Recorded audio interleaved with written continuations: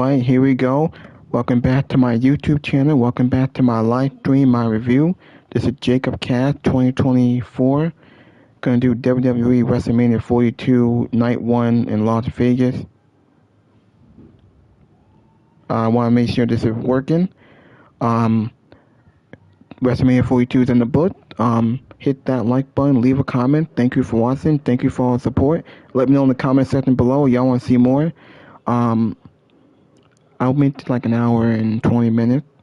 We're going to talk about all 7 matches on the show. It was a very good show. A decent show, a very good show. I enjoyed the matches and the performances and the shocking returns and what we got on the show. Now, my video is sponsored by Salamanca Sound Off, GD from New York, Fight for Pro Wrestling, and other podcasters I know of.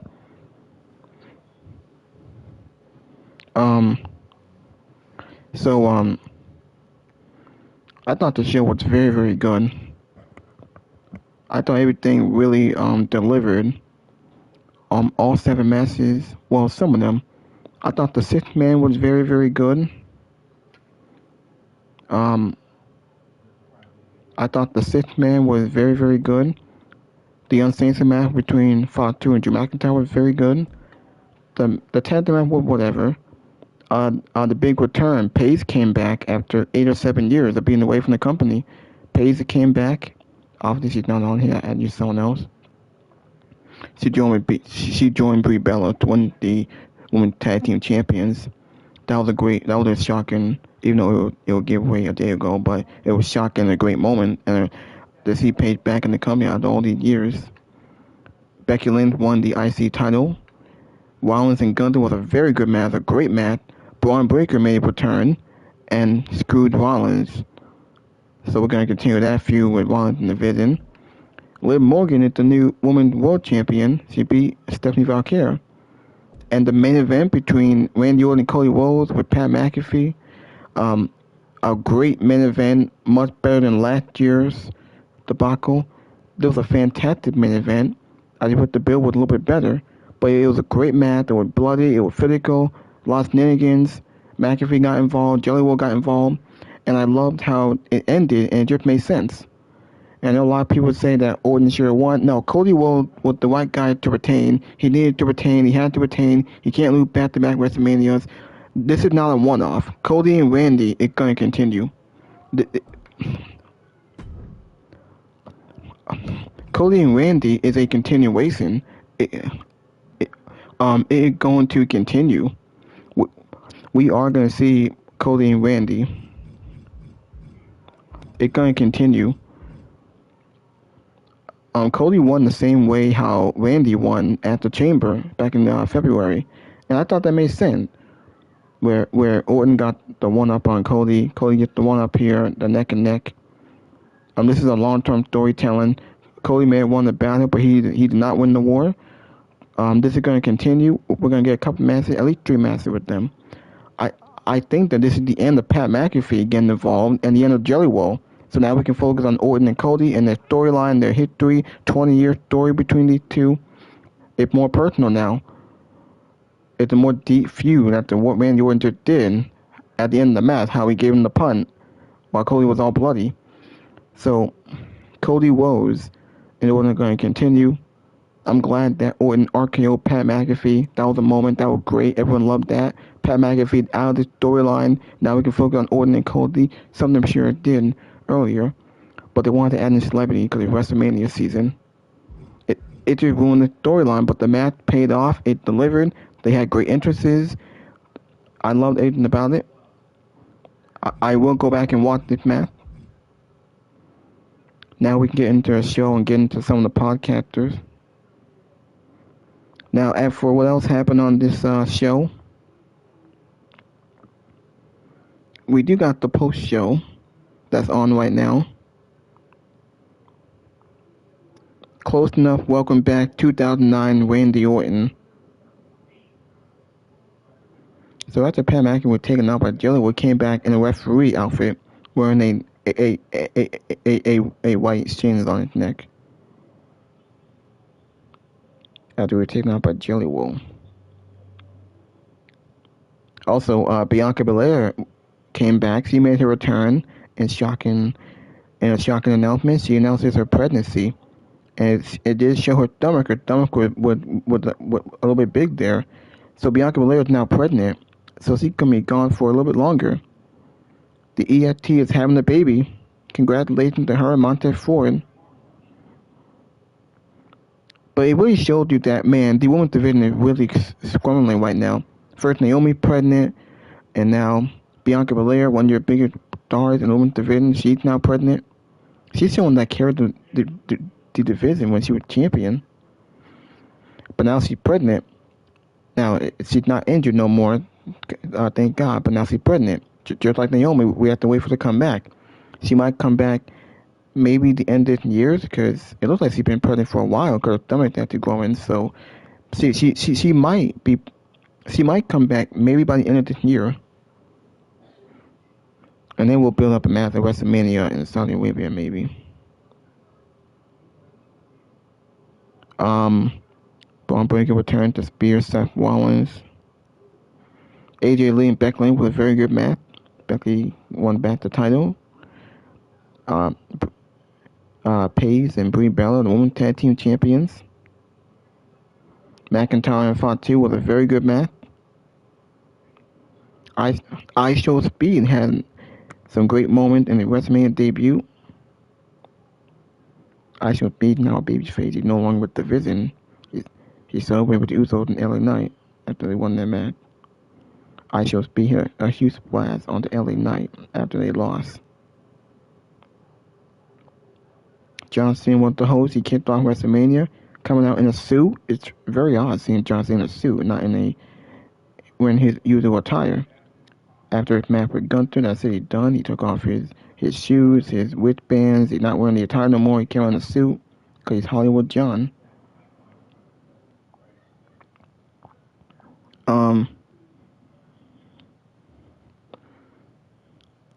Alright. Now I can show y'all some of the podcasters on here. I'm not going to talk about the NBA, at least not now. I just want to show some of the podcasters here. We got Joe Cronin, who's going to talk about this. Appreciate it, brother. I had a long, crazy day the other day. Yeah, they're glorifying how Orton attacked, McAfee everywhere or whatever, but I don't know. It is what it is, man. $7.99 for a large. Yeah, so we do got the WrestleMania post show. I might want to show y'all what's on it and who being interviewed, who's in the press conference. Well, it's not really a press conference. Paul Heyman is talking in the post show. Jacob Fatu.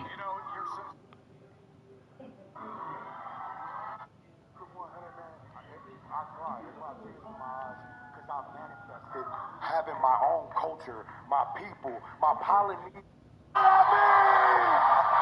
The stunning return, and they come out victorious. With all three of us, I mean, it was iconic for sure. So I have goosebumps even thinking about it. So does this crowd right here. Everybody's show at WrestleMania night one with more questions than answers, and questions coming in. Competitors. This is for the undisputed WWE Championship. Here you see McAfee, after failing to execute what we assumed was expected to be a fast 3 count, obviously drawing the ire of the Viper, but Randy taking his eye off the prize for just a half a second allowed Cody to deliver the cross. And listen, I know we're going to talk about all of this stuff that happened at the end of the match. We cannot forget, we had an absolute classic up until the end. That was a fantastic match, and now we're only going to think about the damage that Randy Orton inflicted on Cody after the final bell. How many times in the build to this match did we hear the phrase 2009 Randy Orton? You just saw 2009. And I don't remember the actual medical terminology. I believe it was intermittent explosive disorder that Randy was suffering from at that time. The Viper can turn on a dime. He can snap. As we just saw, Randy Orton can be a lot of people are leaving, but you. But Randy Orton, punt kicking. I love this match so much. Randy Orton and Cody Rhodes was match of the night for me. I'll never save this main event. everything else was very good in the show. I thought it was a great night. I enjoyed everything on the show. Alright, now let's go into some of the other podcasters here. Body Slam Plus. And it said that she's back. She signed a new deal with WWE. She's gonna be wrestling. Yeah, I thought this was a cool way to bring her back. Again, it's one of those situations where the crowd went really crazy for her once her music hit. Yeah, I mean, right now they're tag team champions. They've booked a tag team. Despite the build to Mania not being the best, they do have a really talented women's tag team division that they actually do commit time on television to. And so I think that's a great spot for her to be in. Especially in a tag situation where she can shake off whatever ring rust might be there. It's been a while since she only wrestled. She didn't wrestle that much in AEW, yeah. Mom, what's that? Yeah. Nothing. Just get in the car. Let's go. Come on. To Speed hits a blunt force trauma on Theory, pinning him in 7 minutes and 10 seconds. And Paul is furious with Speed and decks him, telling him you had one job, and calls him a moron. So he places Speed onto the desk, and as Logan goes to climb the buckle, the Usos return, and they stop Logan Paul, and they go for a 1D. This 1D that Jimmy didn't catch the target at all here, so this was essentially a flapjack by Jay, just lifting and dropping him. And Knight then rolls Speed into the ring, and he puts Logan Paul on the desk. A great signal for the greater discourse out there where people cannot get along, that here's LA Knight who gets decked by brass knuckles by I Show Speed, and he found the forgiveness in his heart after this match. So that was a nice feel-good message from LA Knight to Speed. And they place Logan Paul onto the desk, and Speed climbs up and hits the I Show Splash, as Michael Cole called it, and Jay then calls for an encore. They play the music, and they yeet with I Show Speed. And I thought this was a great launching pad for I Show Speed as like the next star over this next year. This was just a great focus on I Show Speed. Original. So there you go. Thank you again for that oof. And It's absurd. We've defended the 5-match PLEs. I've defended in the past. Not every match needs to be 20, 30 minutes. This is where I'll draw the line. Tonight's matches all should have had more time. Every single one of them. The thing is that's frustrating is since they've signed this deal with ESPN specifically, I feel like the pay-per-views have not landed at all. I don't know, that's your guys' opinions, but I just don't feel like these ESPN pay-per-views, it feels like something's off. It just does not feel like a WWE pay-per-view ever. Their phone number is 444-4444, and you've got to pick the trivia question that's sponsored by them. Well, no shit. It's always going to be 4. Worth Night 1. Yeah, definitely that's the method they're going.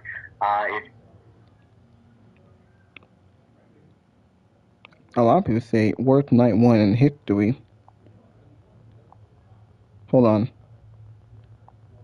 If you're frustrated with the commercials or the match links or the advertisements, strap in, because I got told by a number of agents that's just commonplace now. Match times are getting cut to fit Yeah, that's what a lot of people are complaining. Well, that these matches were way too short to make time for the main event.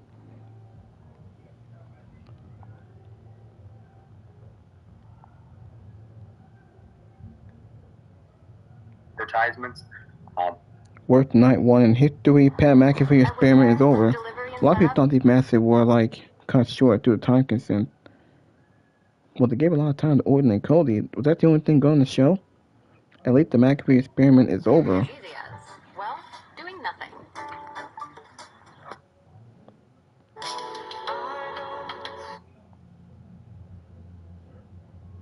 A lot of these matches were cut short. That's what a lot of people complain about. I mean, ever since they signed the deal with ESPN.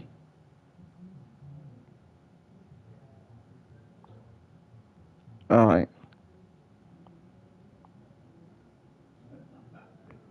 Hey, what the hell? What the? Alright.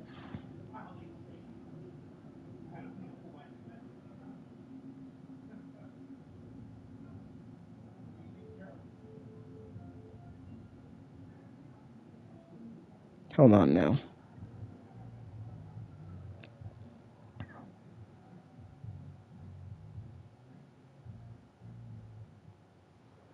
Alright, now hold on now. I'm gonna show y'all something else.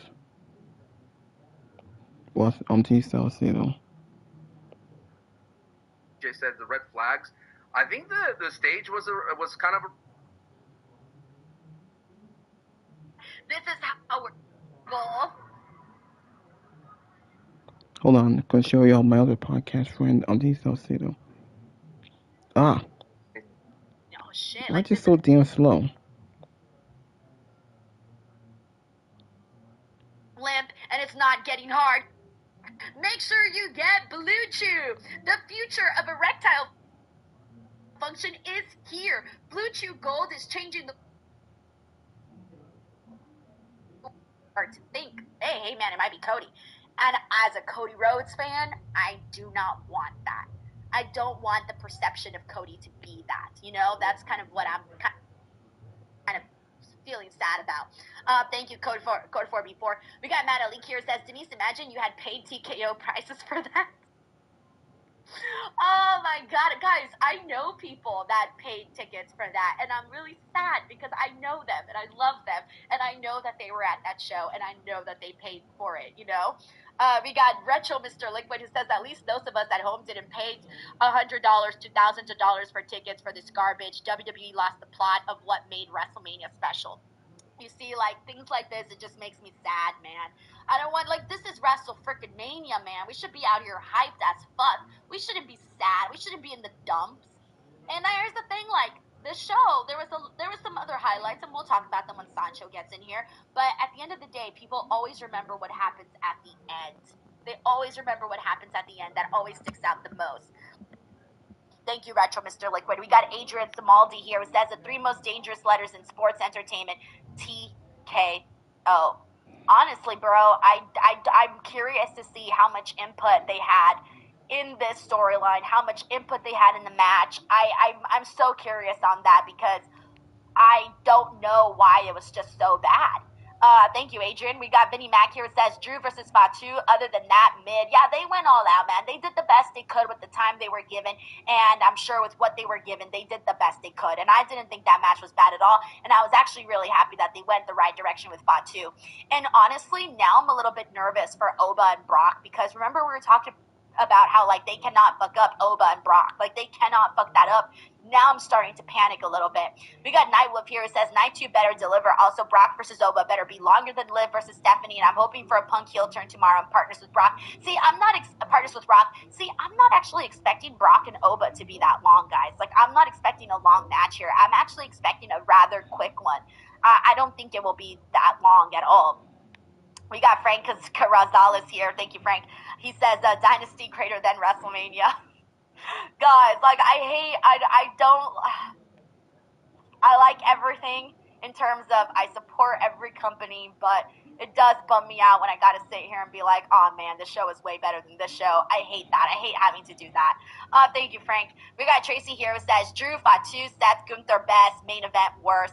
Yeah, Seth and Gunther. A lot of people say main event was worse. I wonder how. I thought it was decent, but a lot of people say it was worse. Was it that boring? I thought it was at the, or maybe it was just the ending. Is that why? Like, what with the main event? Was not bad, but I did expect a little bit more, considering that Seth Rollins, and Tracy, you'll love this, Seth Rollins truly has some of my favorite matches. He's one of my favorite in-ring performers in WWE, and I'm not just saying that. He genuinely is, and I always love the gear that he gets into, and I'm not talking about his gear, I'm talking about the gear that he shifts into when he goes and he does WrestleMania. Like, he always shifts into another gear where he performs like he knows, hey man, this is the biggest stage of the year, so we're going to always go at a certain level, right? And he's usually really good at that. I don't think he necessarily tapped into that today in the match with Gunther. We got Mr. Fatboy here who says WCW Finger Poke of Doom is better than some of these WWE cliffhangers they give you. Head scratcher. Wait, I love that as you said head scratcher, I was actually scratching my head. That was definitely not planned, by the way. It just happened, just a coincidence. Oh my God. At this point, they might as well have done a finger poke of Doom. I'm just kidding. Don't ever do the finger. Find your next possibility on Cars.com. Where to next? The ribeye searing on the grill in your outdoor kitchen, where the tension of your day disappears faster than a... Stand up to TKO and reject all. Says, why do you think the whole locker room and creative team stand up to TKO? Can't believe it. Whatever. This led to the involvement of Jolly Rhodes doing an elbow drop on freaking Pat over on the commentary table. Okay, fine. I thought to myself, you know what? This isn't really my cup of tea, but I get it. Whatever. At least we're getting it out of the way. And when this match with Cody and Randy started and the bell rang and it was just them two, people were happy. They were excited. They were like, all right, let's fucking go. Like, we were waiting for this to actually go down. And then it didn't really go anywhere. They did a ref bump portion, which I didn't really love. I hate ref bumps in wrestling. Then, the moment they had Pat McAfee run out there in the referee shirt, that's when I thought, all right, man, this is going downhill. This is going in a direction I do not want it to go into. And then suddenly, when we're seeing Randy turn on Pat, I'm thinking, okay, good, he's not aligned with Pat. But then I thought to myself, why? What is happening? So why was Pat there all along? Cody ends up getting the win. Okay, fine, cool. I'm not mad at it. Whatever. But it just felt so flat, and it didn't make real sense to me here. You know what I'm picking up? What are you picking up? I'm picking up that when it comes to builds, and I feel that a lot of people were trying to dismiss this build by saying that, it doesn't matter how we got there. We're here. We're going to get something spectacular that to hopefully fix what we experience. And the build for this is what you saw in the ring. Two opposing kind of identities for this match. One, the shenanigan-filled involvement of Pat McAfee. The other, a traditional straight-up pro wrestling match between Cody Rhodes and Randy Orton. The slow was very methodical. The match was very methodical, like things like that, because this is what Cody and Randy wanted to tell.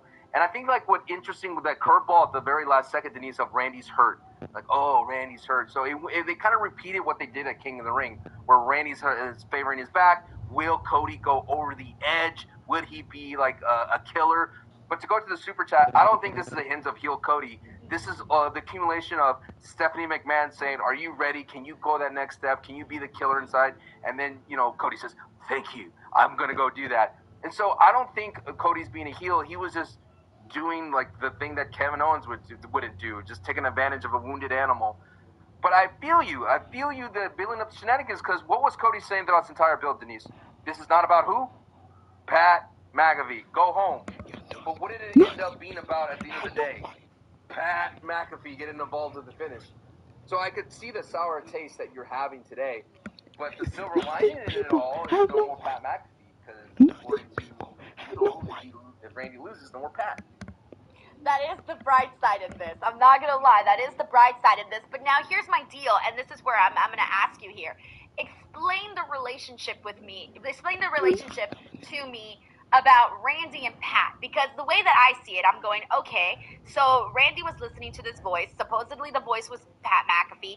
And then, Pat McAfee was being his biggest fanboy. He was practically being a young boy out there for Randy. Okay, fine, whatever. He goes out there. He's trying to help out Randy. Randy hits him with an RKO, and then we get rid of Pat McAfee. But my question is, why? So, what was the deal here all along between Pat and Randy?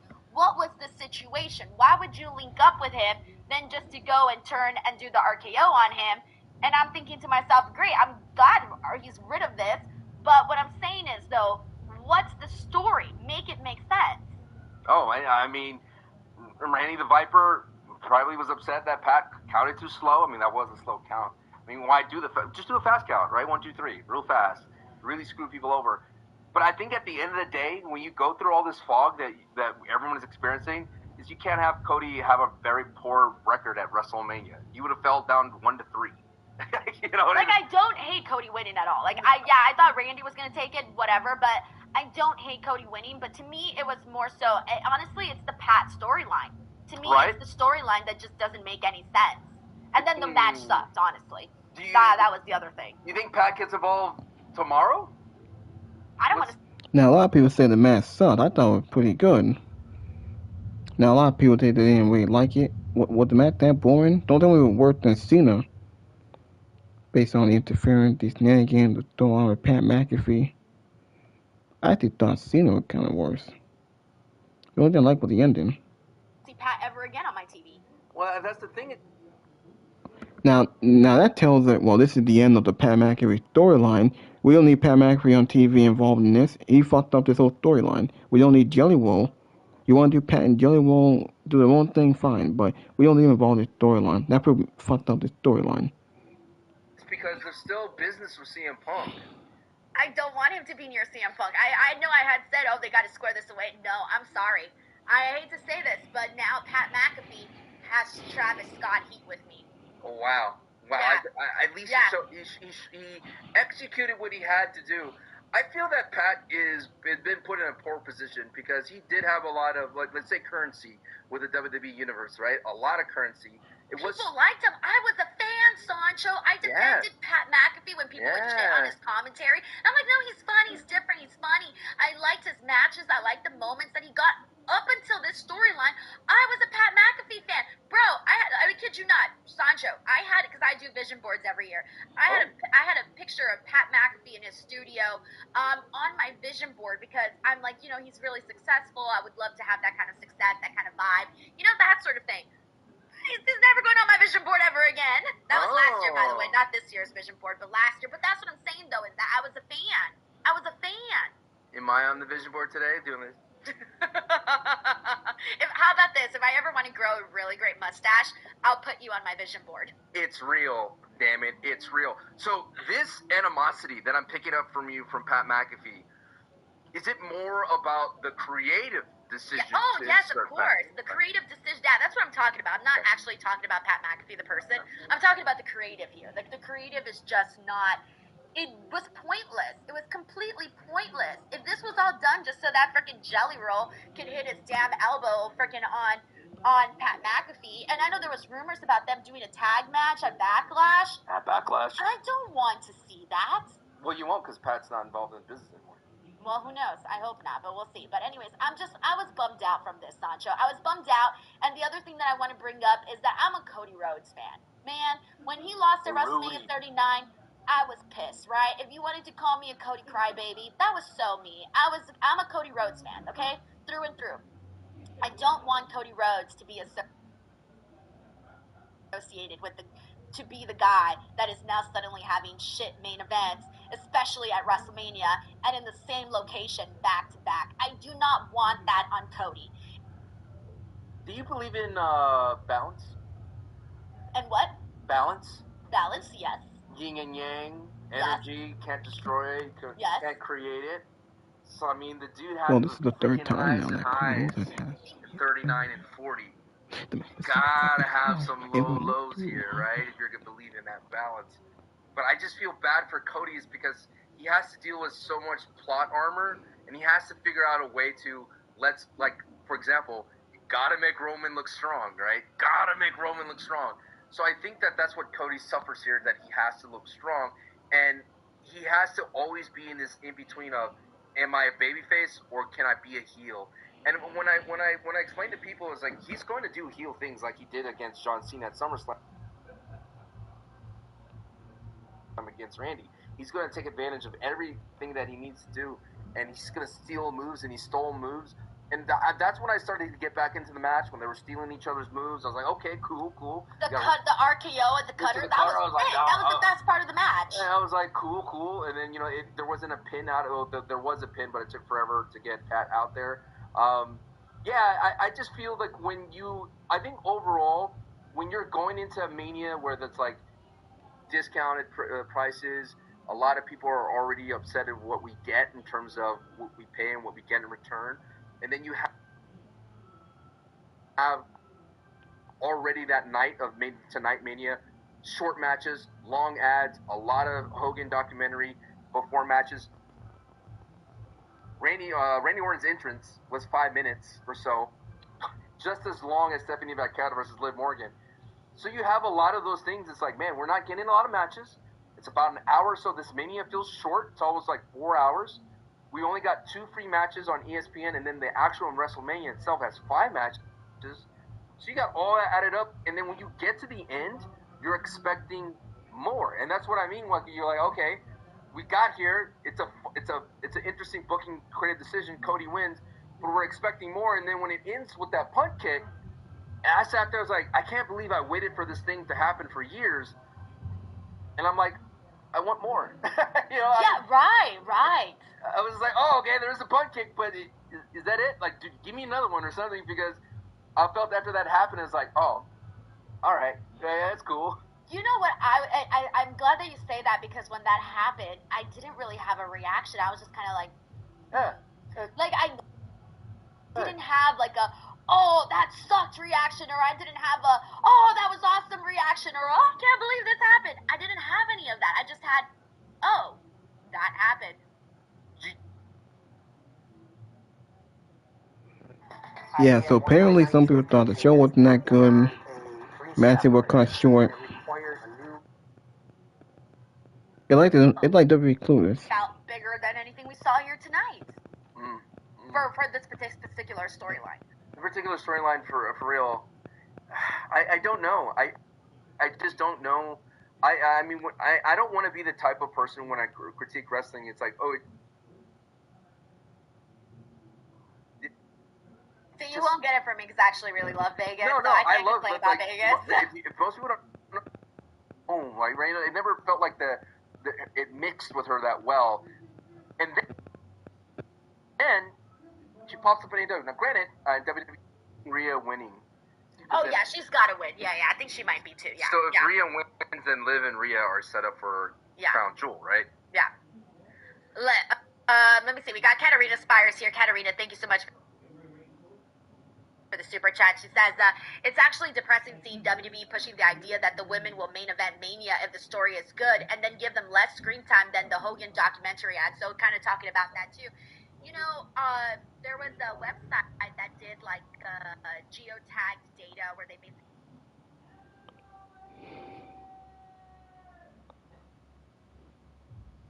Hold on. Which was really cool. I think the song is absolutely fucking awful. But yeah, it is. At least she got to live her dream of being a pop star for a day. I'm sure a lot of girls, a lot of women her age probably dreamed of being the next Britney or the next Christina. But that's all they are, is dreams. And that was a pretty bad, awful music video. I feel like bad decisions. Oh, God. And then she has the entrance and everything, but I'm still rooting for Liv. Still rooting for her. She's the one I picked to win here. She's the one I thought should win here. And plus, she was going to have a ton of backup. And she did. She had Roxanne and Raquel Rodriguez both interfering in this match on her behalf. Both women had hit their finishers, I believe, right? Liv, I think it hit an Oblivion. No, Stephanie hit an Oblivion on Liv, and Liv hit the Devil's Kiss on Stephanie, I believe. Stephanie also put a Devil's Kiss on Liv. The match was...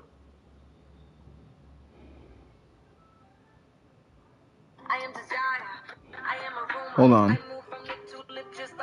I don't know why this is going so damn slow. Come on now.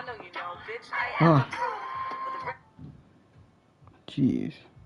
How can the biggest show be this bad? I don't know what with Wrestlemania tonight. Apparently a lot of people didn't like it. I thought I would pick up, but... Entire Hulk Hogan docuseries that's coming to Netflix this week. Trying to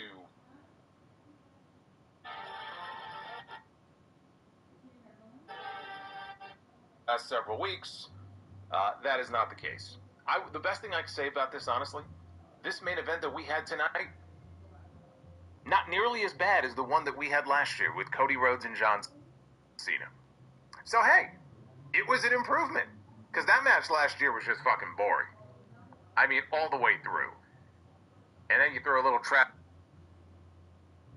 Scott in there at the very end, and, you know, Fiend. No Fiend this year. At least toward the end of the match here, much better than what we got last year. Of course, the bar is in hell, if that's the bar that we're setting here, but I'm trying to be positive before I get into all the stuff here that really isn't positive at all.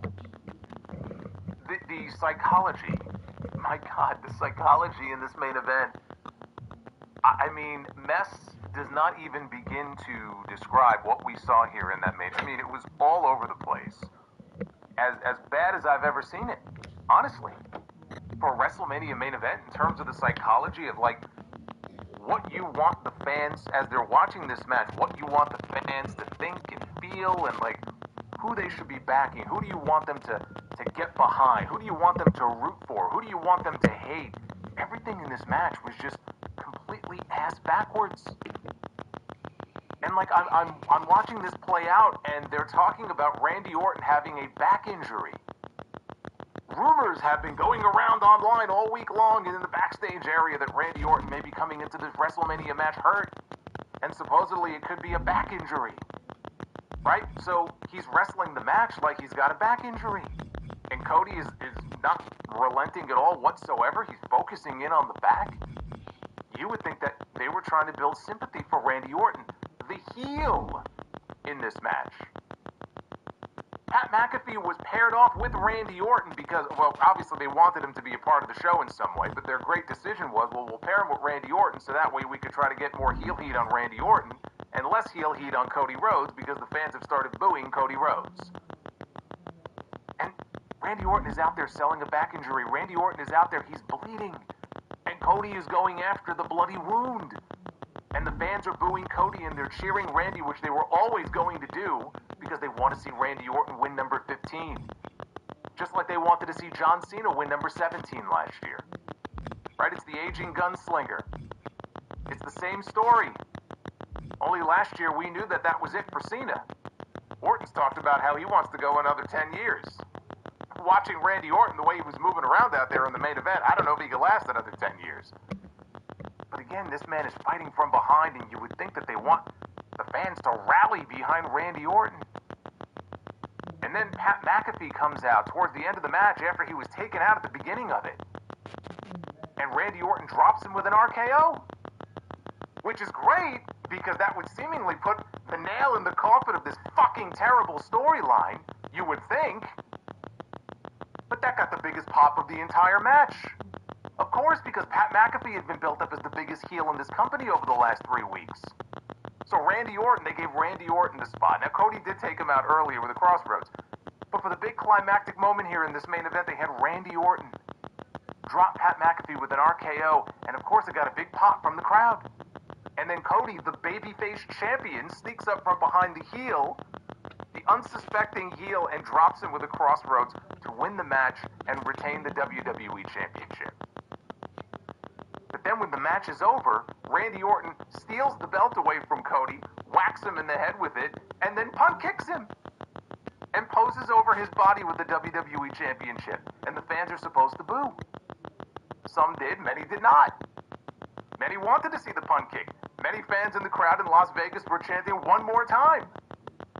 They wanted to see this man kill Cody Rhodes. The man's family, his daughter was in the front row. They didn't care. These fans are bloodthirsty. They don't give a shit. But you see what I'm like, the psychology here doesn't make any sense. What are they trying to do here? Who is supposed to be the babyface and who is supposed to be the heel? Like, what is going on here? What this came off as to me, I will tell you, like, there was a moment toward the end of that main event when Pat McAfee ran down to the ring with a fucking neck brace on. I thought for sure he was going to kick Randy Orton in the balls. And they were going to pair off Pat McAfee with Cody Rhodes. And it was some sort of inside job. And I'm like, my head would explode. Thankfully, they didn't do that. Because that would just mean more Pat McAfee. But again, like, I'm blown away by that. I'm blown away by how we ended up here. How such a short thing could be so convoluted at the end of the day. What this came off as to me is that all the reports that we read and all the things that we heard about TKO and Ari Emanuel wanting to get Pat McAfee involved in the show were 100% true. right? He wanted him involved in the show. He represents him. They were disappointed the tickets were not moving as quickly as they did last year. And the synergy, corporate synergy with ESPN, this was the first WrestleMania ever to air portions of it on an ESPN network, right? The first hour. Tonight was ESPN 2. Tomorrow is ESPN. And Pat McAfee is the biggest personality on ESPN, right? His daily show, he's got all, and they pay him tens of millions of dollars. He's a big deal, right, in the sports world. So let's get Pat McAfee involved here in the main event of WrestleMania. And I can believe that the creative team, again, not to let them off the hook here because there's a lot you can put on them, but I do believe they were put in a situation where it's like, okay, well, we have our marching orders here, and we have to find a way to make this work.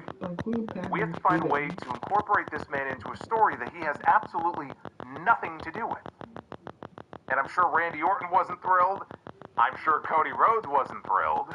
You could hear it in his voice every time he was doing media this past week and they brought up this whole fucking storyline. He tried to be diplomatic about it. And you've just got to try to make chicken salad out of chicken shit and say, okay, look, the guy's here. He's a part of this thing now. This is what we've chosen to do. How do we make this work? And so this felt to me anyway, like this was their way of just writing him off. Because remember what McAfee said coming into this show. If Randy Orton does not win championship number 15, if he doesn't walk out of WrestleMania with the title held high, you will never see or hear from me in this business ever again. Okay, from his lips to the wrestling god's ears. Well, guess what? Randy Orton didn't win tonight. Not only did Randy Orton not win tonight, he dropped Pat McAfee with an RKO. And this felt like a hard reset. We can reset and get back down to brass tacks here, which is what we wanted to do going into WrestleMania. And we're going to continue down this road with Cody and Randy, but without all of this outside bullshit. And that's fine, except I'm watching this main event, and if the goal was to get Cody Rhodes cheered as the sympathetic babyface, they failed. They failed. It was all over the place. And it just feels like they're in a worse place now for it, which I think we all knew they would be coming into this show. But yes, Cody Rhodes is still the WWE champion. He's still the WWE champion coming out of night one here of WrestleMania. The Pat McAfee show, as I called it in the thumbnail, because that's what it felt like coming into tonight. With any hope, that was the end of it. Jelly Roll was out there. Jelly Roll took him. I mean, look, it's just, you know, we've talked about this over and over again coming into this show, how ridiculous this all was. There's another aspect to this that also I look at, and I'm kind of wondering where the hell we go from here. Because think about what they did tonight. They seemingly wrote off Pat McAfee. Randy Orton was also selling a back injury that may or may not be real. I'm assuming it's all part of the storyline, but nonetheless, he was selling a back injury. He's not 100%. And then to close the show, he punt kicked Cody Rhodes in the skull, which normally would mean the person who gets punt kicked, we don't see them for a little bit. So, I mean, we're going to be heading into SmackDown this Friday. Is Cody not going to be there? Is Cody going to the hospital? Is Randy Orton going to be there? Pat McAfee sure as hell better not be there. Who's going to be there? I don't know. They got a pay-per-view in 2 weeks, a PLE, whatever the fuck they're calling them. This sure didn't feel like a premium live event to me. This felt like a glorified SmackDown. So I don't know where we're going in the immediate future as far as television this week. But if we're headed towards another Cody and Randy match, I would assume that would be a backlash. Then Cody can't miss any time. You know, Cody's got to be back on TV this week because SmackDown needs him. SmackDown needs a big kick in the ass is what SmackDown needs. But again, that was, I think, my biggest gripe with this WrestleMania here is that it didn't feel like WrestleMania. And I hope night 2 is a hell of a lot better than night 1. Maybe they'll do a 180 in night 2. We'll look at night 2 tomorrow and be like, how is this the same company? I say that sometimes when I watch Raw and SmackDown each week. There are weeks where I will watch Monday Night Raw and I'll be like, how is this from the same company that produces 3 hours, that pile of shit on Fridays? Like, how is that even possible? Maybe we'll be saying that tomorrow night when I'm back here with you again in 24 hours. I hope so. I really do, because I watched this show tonight from start to finish. And at no point did it feel like WrestleMania. It was WrestleMania in name only. Right? You got the big stage and everything else, and the big pyro, and they try to make it feel like a big deal. We get a lot of stadium shows with 50,000 or what they claim are 50, 60,000 people. We get a lot of shows that give us a hell of a lot more wrestling than we got tonight. The word wrestle is in the name of the show. And I understand that WrestleMania, there's a lot of other things going on, right? It's the pomp and pageantry and the celebrities and the fancy entrances. But my God, you separated this event into 2 nights. How many matches did we have in the lineup tonight? 7? I think 7, right? And then 6 tomorrow? There were 2 matches on this show. I mean, as we were going into the main event, I think maybe there were 2 matches on this show that exceeded 10 minutes. Most of the other matches were relegated to 6, 7, 8 minutes. The main event, I didn't clock it. I'm sure the main event went maybe 20-ish, 20 plus. You would hope. It's the main event. But I'm watching this and I'm like, they're dedicating more time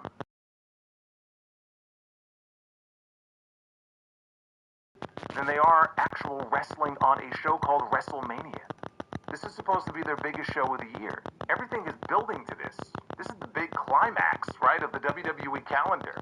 And then we flip the page and we start all over again. That's tradition. And I'm like, wow, this is really, really bad. I'm seeing all kinds of stuff. I was watching via Netflix. Everybody, I think, was watching different ways. Boy, I feel like I've seen the entire Hulk Hogan docuseries that's coming to Netflix this week.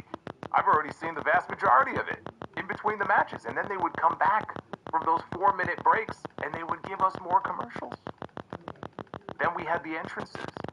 By the time the bell rang and in between matches, we went from one match to the other, at least 30 minutes.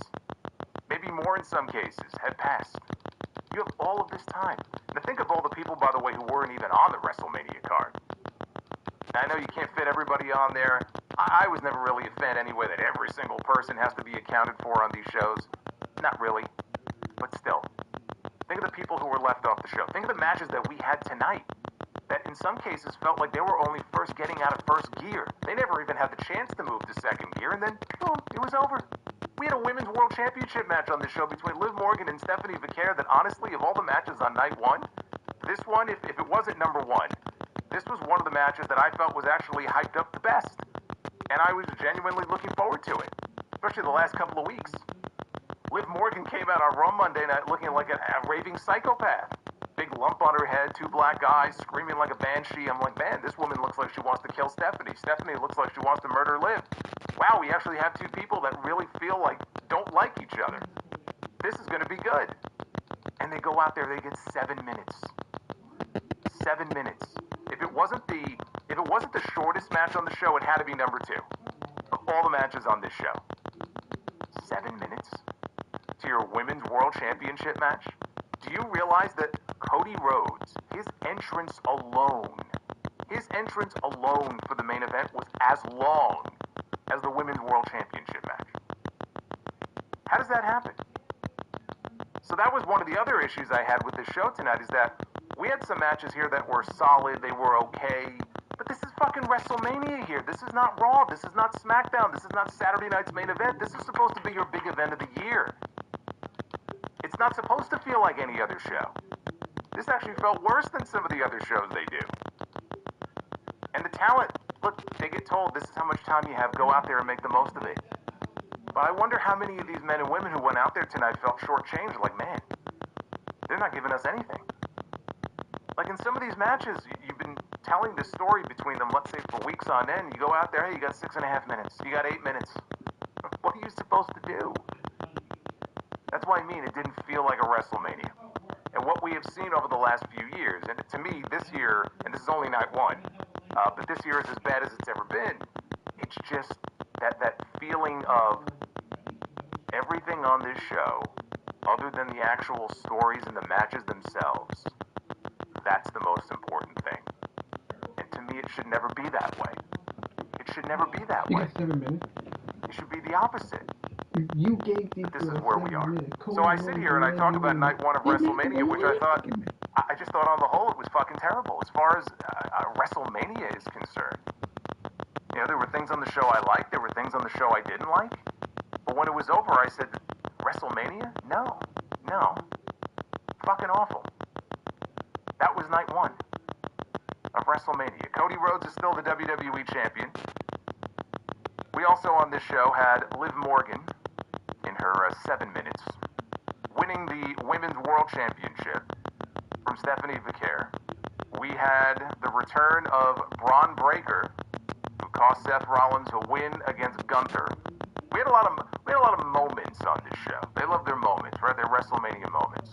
So Braun Breaker came back. He cost Seth in his match against Gunther. We have a new women's intercontinental champion. Her name is Becky Lynch. She took the title from AJ Lee. This was AJ's first WrestleMania match in 11 years. Speaking of big returns, speaking of women that have not wrestled at WrestleMania in many years, Paige. Think about this. This was probably the biggest moment of WrestleMania night one. The return of Paige, subbing for the injured Nikki Bella in the Women's Tag Team Championship match. And in her first match back, she is now a Women's Tag Team Champion. Paige and Brie Bella are the Tag Team Champions. But we had another return as well.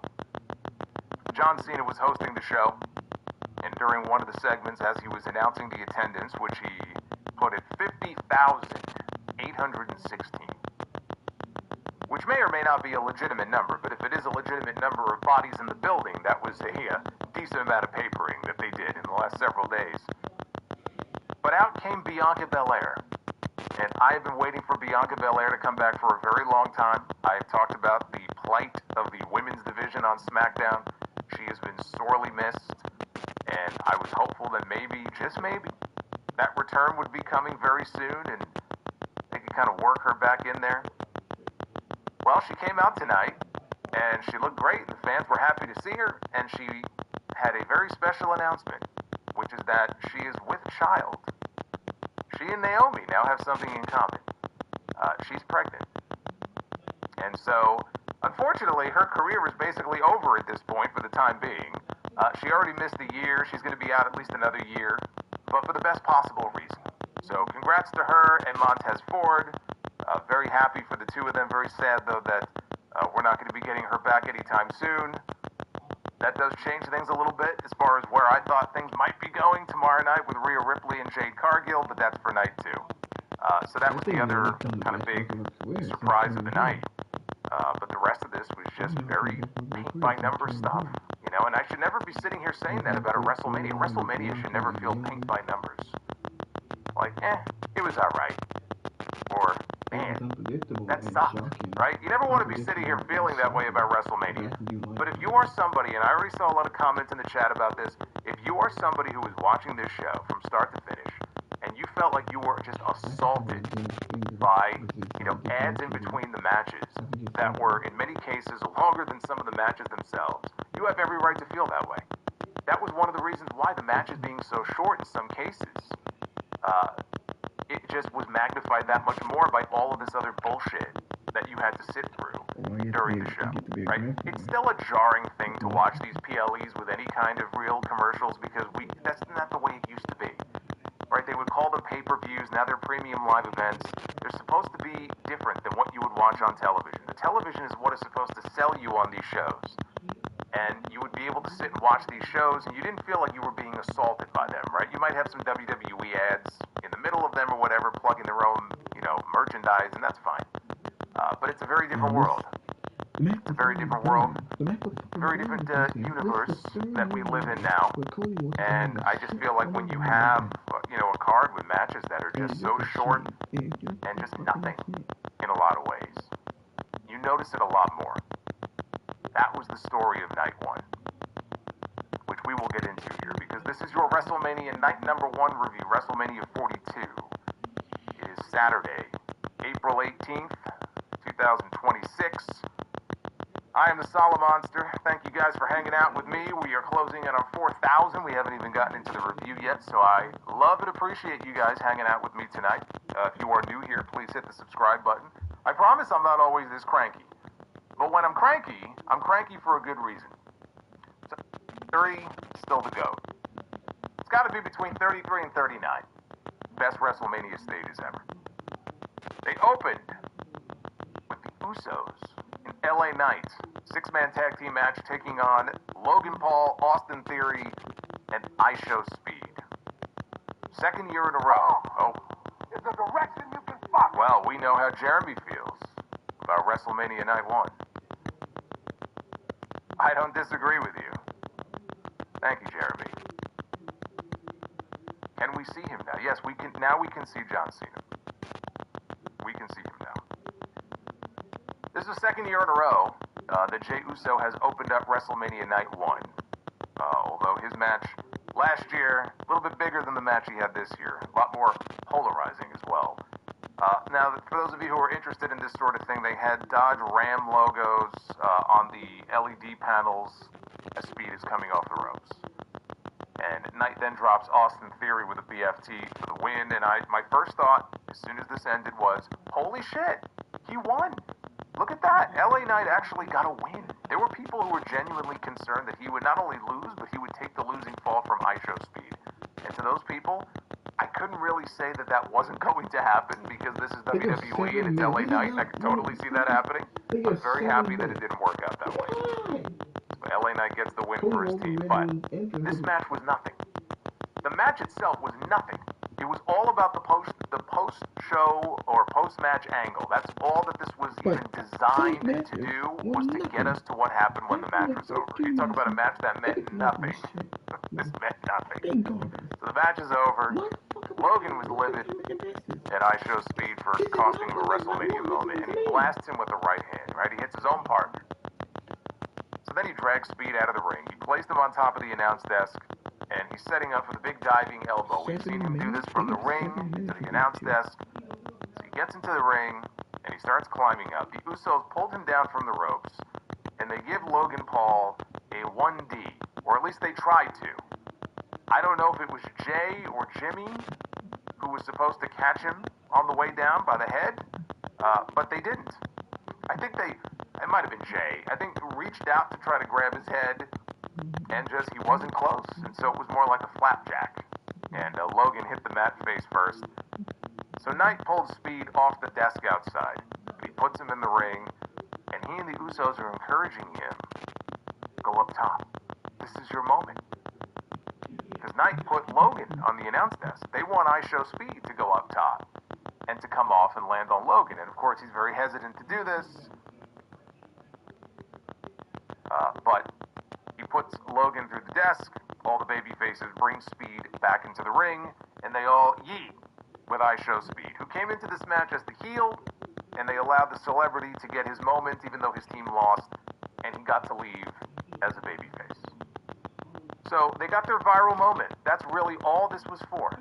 They wanted that viral moment because he's got hundreds of millions of followers and subscribers on social media, on YouTube, and I imagine he's on Twitch, I don't know, but he's got a huge following, which is why they love working with him. He's very athletic, right? I mean, he was out there and he was doing some impressive stuff. And he was I said this a few weeks ago, all the celebrities that have been tied into this WrestleMania build, the one who I didn't really mind him being involved was ISHO Speed. He's entertaining. He wasn't part of a main storyline, so I didn't have an issue with it. It's just that when you pile on celebrity after celebrity after celebrity or influencer after influencer, and they start infecting main stories on the show, that's where I draw the line and I have an issue with it. And I'm like, hey, pump the brakes here. What are we doing here? Right? Is this WrestleMania or is this some celebrity maybe? What are we watching here? So, I mean, he did fine. They got the moment they were looking for. Again, the match itself, the match itself maybe was barely 5 minutes. That's why I said it was a nothing match. It was a means to an end. But I want you to think about this. And this is kind of crazy to really think about it. But what they did here with ISHO Speed, and that moment of him flying off the post and crashing through the announce desk onto Logan Paul, and the reason why they wanted to do this so badly, that video, I'm sure it's all over their socials already. So they're in the process of racking up millions and millions of views. That one spot is I guarantee you, is going to generate hundreds of millions of social media views and impressions. That will be viewed by more people than have seen Hulk Hogan slam Andre the Giant at WrestleMania 3. Probably many times over. That one moment tonight, in the span of like a week, is going to be seen by more people than have seen Hogan slam Andre in 1987. Over these lines, on his phone, he starts bashing Fatu in the head with the phone. So McIntyre pulled a wrench out of the toolbox. Hey, if you could dodge a ball, you could dodge a wrench. Fatu, though, cut him off, hit a pop-up Samoan drop. There was a spot later on where McIntyre hit this huge flip dive out over the top rope, onto the floor, onto Fatu. Back inside McIntyre, he counted down. He was going for a Claymore kick. Fatu avoided it, hit the mighty moonsault, only for a 2 count. Michael Cole on commentary said he didn't think anybody had ever kicked out of that move before. So McIntyre grabbed a wrench, and he starts working over Fatu's forehead with it. He sets up a couple of chairs in the ring. He suplexed Fatu through them. McIntyre, he then removed the belt from around the referee's pants. Referee Dan Engler. He pulls his belt off, and he's going to go whip Fatu with it, but Fatu catches him with a super kick, and then Fatu starts to whip Drew with the belt instead. So now it's turned from an unsanctioned match into a strap match. So Fatu picked up the toolbox. McIntyre caught him with a Claymore kick, though. Covered him. Only got a near fall. So Fatu, he battles back. He sets up another table, and he lays out McIntyre. He goes up top. McIntyre, though, throws a chair at his head. And then he shoved Fatu off the ropes. And it's not enough for Jacob Fatu to just take a bump off the ropes. He's got to take this twisting bump off the ropes, and he crashes through a Slim Jim table. Plenty of tables. So then they bid us farewell on ESPN2. At that point, you had to buy the show. I'm trying to take this match seriously. This is an unsanctioned match. This is supposed to be a brutal fight between these two men, a deeply personal issue between these two. They have been feuding for months. And we have tables with Slim Jim logos on them. I just can't. I can't take that seriously. So later on, Fatu hit McIntyre with the toolbox. He ended up laid out across that table I had mentioned before in the ring. And this time, Fatu successfully hit the mighty moonsault, and he put McIntyre through another Slim Jim table with it, and he got the pin. This was a WWE Plunder match. You had your Slim Jim tables, you had your chairs. Actually, the one thing I don't think that we had, and this may have been the biggest surprise of all, were kendo sticks. Not enough kendo sticks in this match. But we had everything else. We had a wrench, no blood. And I was wondering about that. I'm not surprised. My first thought was when I watched it, well, two things. Number one, I don't know that they wanted blood on ESPN. Number two, if the idea was that we might have blood in the main event, then they may not want to have blood here in this match. So that's what I was wondering. We got our answer later in the show, and to me that's fine. That makes total sense. But still, this was billed as an unsanctioned match. And so when you have an unsanctioned match and you're basically giving people a basic WWE Plunder match, like unsanctioned, like I was expecting maybe they would brawl into a certain section of the crowd or go up the ramp towards the stage and have some like one wacky bump or something. They had your basic WWE, hardcore type match, which isn't much of one. They played it very safe. But I thought for what they were given and what they did and the time they were given, they made the most of it. It was a good match. It wasn't anything great. It was a good match, though, with what I feel like is the right outcome with Jacob going over here. Because I also believe that there will come a point in these next few months where we are very likely going to end up with Randy Orton and Jacob Fatu in a feud. And so if that's the case, this was an important win for Jacob, to try to elevate him that much more into that main event scene. But one thing that was very clear is that they wanted to make sure that the ESPN audience got their table bumps. Boy, did they get them, man. We had a big one in the opening match. We had, at least a couple of them here, right? We had at least a couple of table bumps here in this match. Plenty of tables. So then they bid us farewell on ESPN2. At that point, you had to buy the show. You had to buy the show if you are one of the unlucky ones that still does not have ESPN Unlimited through your provider, which I don't. Then it's $30.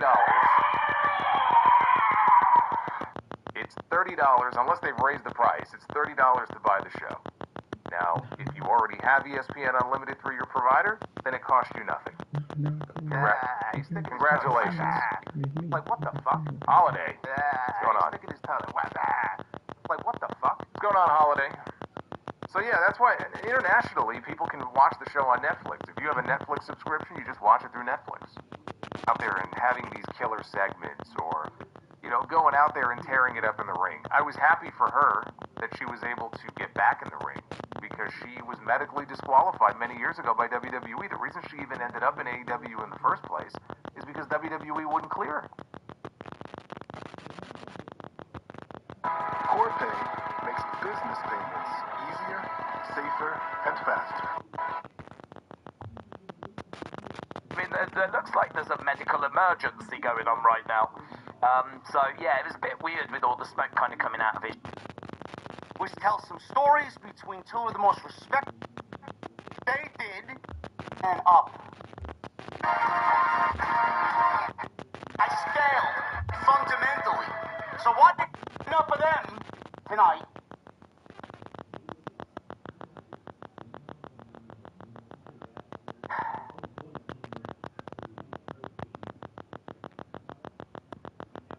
I feel like I have to turn my fan up. I'm already getting angry. My blood pressure is already rising. I haven't even said a word yet.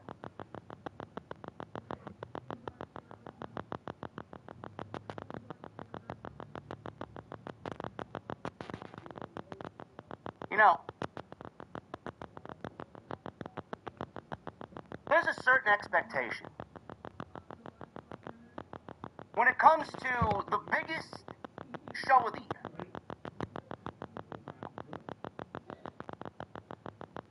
You get the Super Bowl every February.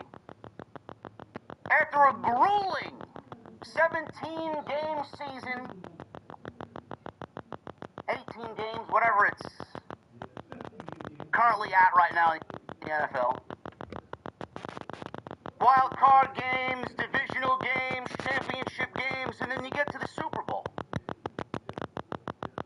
Or if you're in the World Series, 162 games a year. Wild card, division, championship, World Series. When you go through months and months and months of rigorous competition, certain stories that are playing out, certain rivalries that could shape the entire season. You get to that final month of said season, and when it's all said and done, you're looking at the two best in the American League and the National League, or in your respective conference in the NFL. Wrestlemania is nothing. Nothing. Like any of the analogies that I've just previously mentioned. WWE feels that when you get to the biggest show of the year, you can put on the most boring fucking product and the most lifeless fucking product and the most soulless 3.5 hours that I had to sit through all year.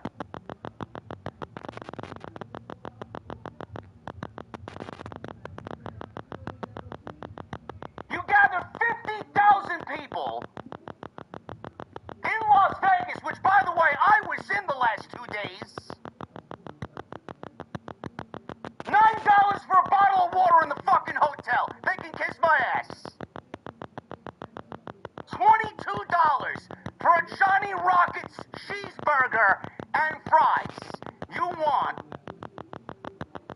want people to fly in Was it much better? to that fucking city, It was a little bit better. to sit at this fucking stadium, to pay these prices for this?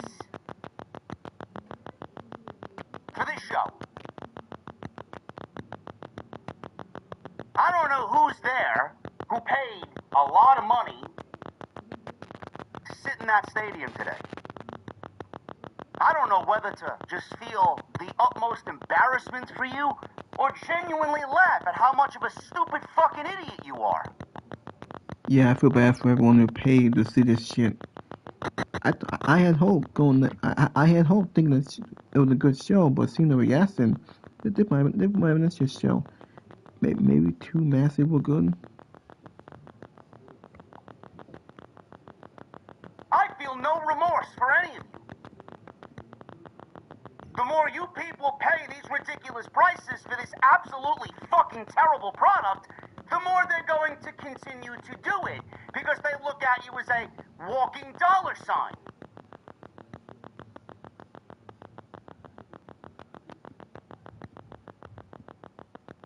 WWE fills this stadium up as much as they can for the biggest show of the year, for it to be the worst show of the year. I thought this is where all of the greatest want to perform. The immortal Hulk Hogan, the Ultimate Warrior, and all of the great Wrestlemania icons that you've labeled immortal. The showcase of the immortals. They're fucking rolling over in their fucking graves, watching what TKO has done to the biggest professional wrestling show of the entire year.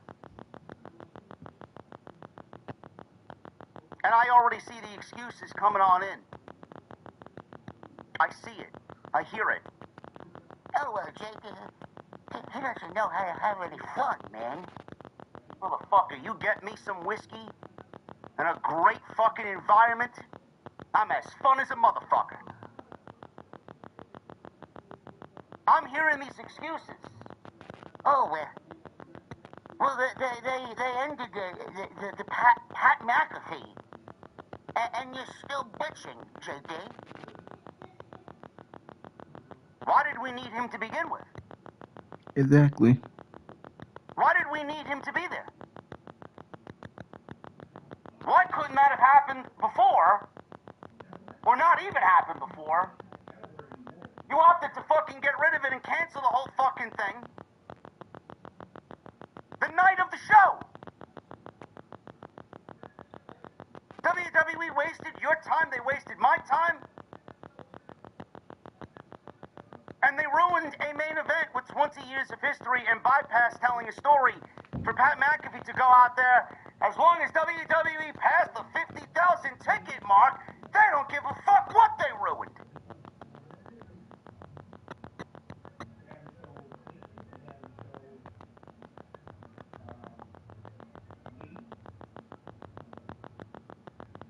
I want to read to you.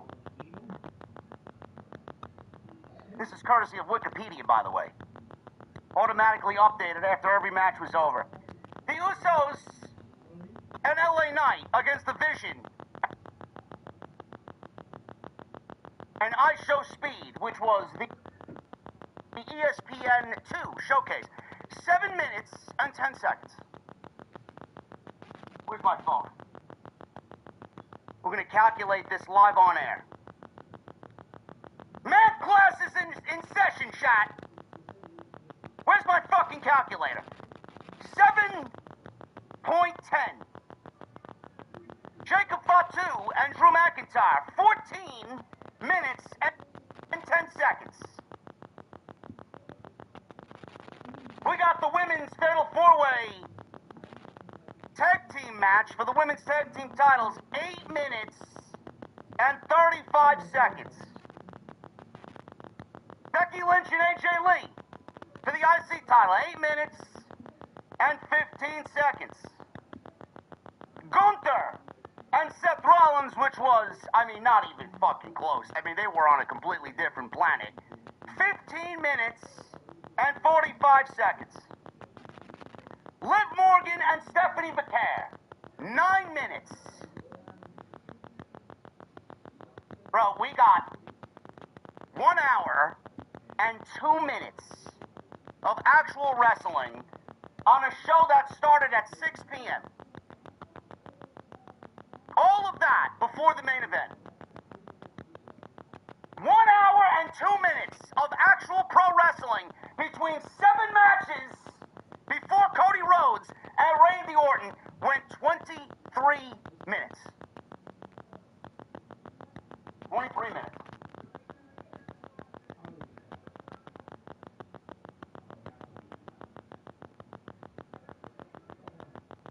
What's happened to this show?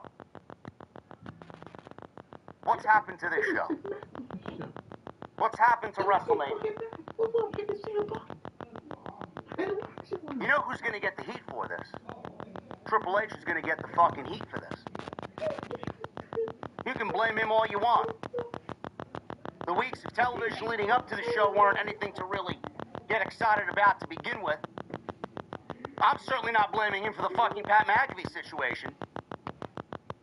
Clearly it was an experiment for 3 weeks to sell extra tickets for this fucking show because TKO refuses to take the blame for anything because they're worth so-and-so amount of money. No billionaire is gonna fucking take the heat for what they did. They're not gonna take responsibility for the consequences that have happened. What happened to WrestleMania?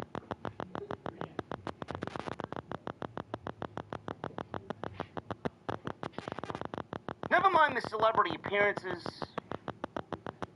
Never mind the Pat McAfees and the Jelly Rolls, the iShow Speeds. Never mind the build and the TV leading up, and the quote-unquote, and I use this loosely, stories leading into WrestleMania 42. Bro, as soon as the show hit ESPN, it fell off a fucking cliff. We got commercial after commercial after commercial after commercial after commercial. For all my people that were watching on a VPN on an international Netflix feed, apparently you guys got most of the Hulk Hogan documentary that was coming out on April 22nd, so you don't even need to watch the Hulk Hogan documentary because they gave it to you in between every fucking match, basically for free, before the goddamn thing fucking airs.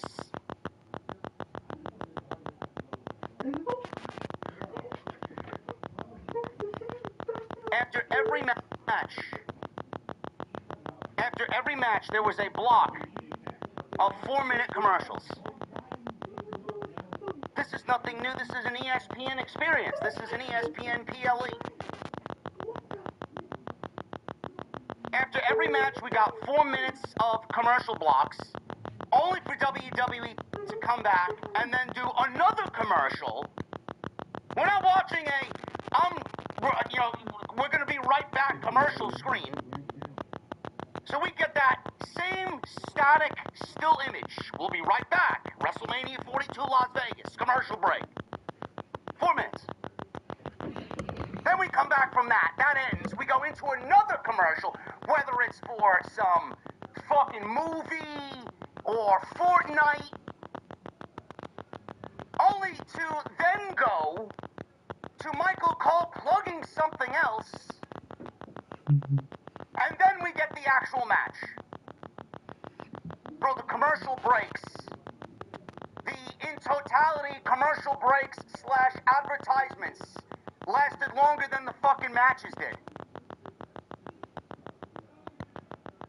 And after every match, it will be the same thing all over again. Another static image of, we'll be right back, commercial break, WrestleMania 42 Las Vegas.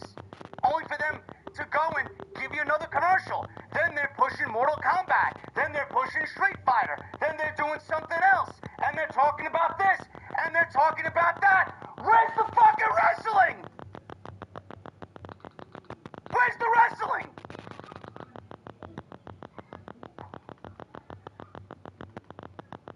Bro, I could have gotten up during every commercial break, and I could have made everybody in this fucking chat a goddamn fucking cappuccino in the same amount of time, and still have another 2 commercials left over before I sit down and resume watching the show.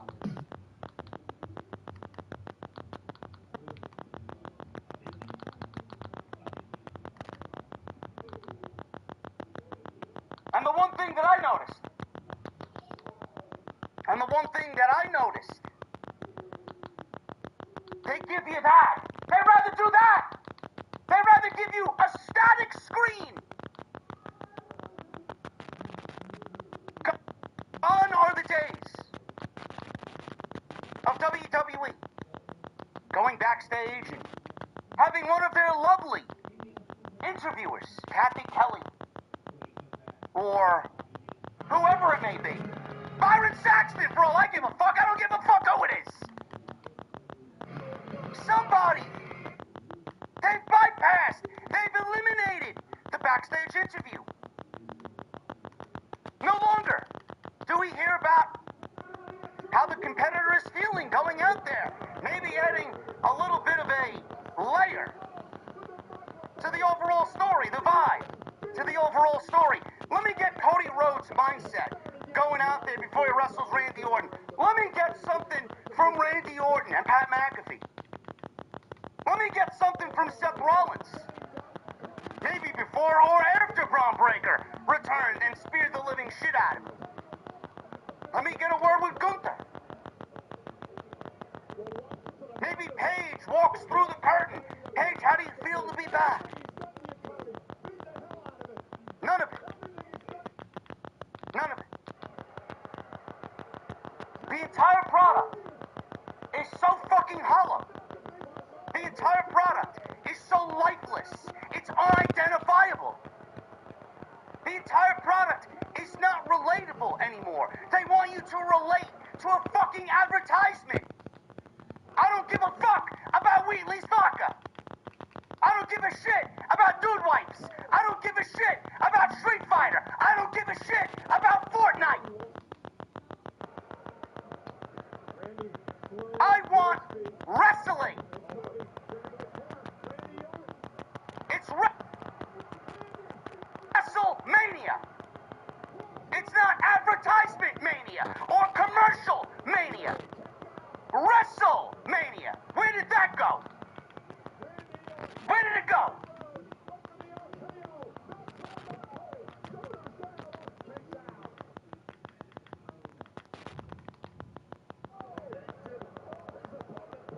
The only match that WWE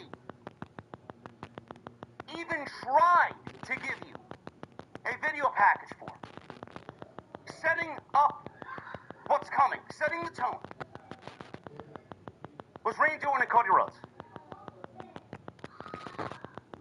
Before every match, every other match on this show got 0 video packages or vignettes.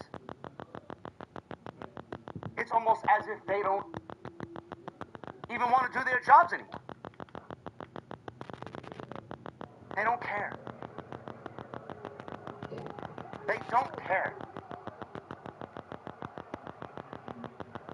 I know this does not mean, because I've seen this other narrative out there.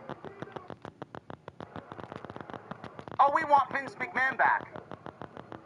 No, nobody wants Vince McMahon back. Vince McMahon is what, 82, 83 years old? Nobody wants Vince McMahon back. You're short an entire box of fucking Crayola crayons if you want Vince McMahon back. This also doesn't mean that WrestleMania should go back to one night. Nobody wants to watch a regular AEW pay-per-view in the month of April. You want your long-winded fucking one-night shows? Just watch and pay $50 to watch Tony Khan give you professional wrestling for 5 straight hours and no breaks. Nobody wants that either. No, this does not mean we need WrestleMania to go back to one night. WrestleMania should never go back to one night. We don't need to sit through an 8-hour WrestleMania. Think about WrestleMania 34 or 35. You want to sit through a 5.5-hour show? And don't forget about the pre-show. You to be 2.5 hours. Need to have matches on there. Don't want to sit through that. WrestleMania does not need to be 5 fucking hours. Not everyone need to be on the show. Not every title should be defended. Think about WrestleMania 35. No, WrestleMania is better at 2 nights. One night, no. And no one to see the same thing never seen on AEW. They do that. They need to book the show better and book the matches better. And they care. We want to see wrestling. No one cares about the commercial, the ad, the vignette. Nobody cares. It's all about wrestling.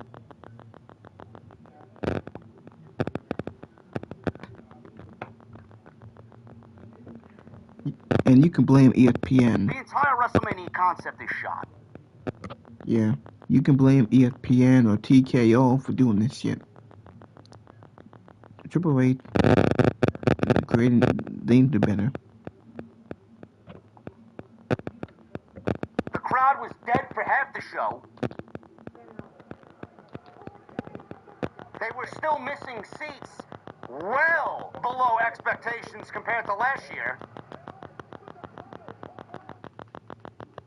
And they gave you one of the most uninspired WrestleMania Night Ones that the company has ever done since they've officially moved this show to 2 nights. I don't know how else to put it. Does Triple H do anything backstage? Genuinely, what the fuck does he do? Has he genuinely given up? How are you gonna give me Stephanie Vaquer and Liv Morgan in a women's championship match for 9 minutes? For 9 minutes!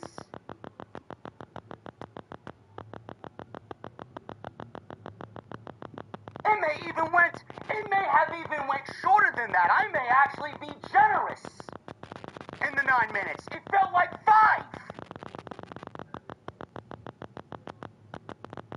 Genuinely, what does he do backstage? How do you look at some of these matches and say, 6 minutes, 8 minutes, 7 minutes? Bro, we've had to sit through Monday Night Raw where nothing goes over 9 minutes. You get thrusted into a 3-minute fucking commercial block, and you come back and you get actual wrestling for 6 minutes. 5 minutes, 6 minutes. They love to 6-minute you to death on Monday night. I don't remember the last time a Monday Night Raw match went over fucking 15 minutes. I really don't. Triple H, this is what people are not going to remember. Remember when Triple H really took over for the first time? I'm talking a couple SummerSlams ago. We got Io Sky, and we got Dakota Kai, and Bayley officially showing up as Damage Control. Remember that? That first Monday Night Raw after that SummerSlam, I don't know what it was. I don't know who was on that show. Bro, every match went 15 to 20 minutes on Monday night. Again, a little bit too much. You gotta break up the monotony of pro wrestling. Give me a promo or a vignette or an interview. Bro, the shows don't even look like they did 2 years ago.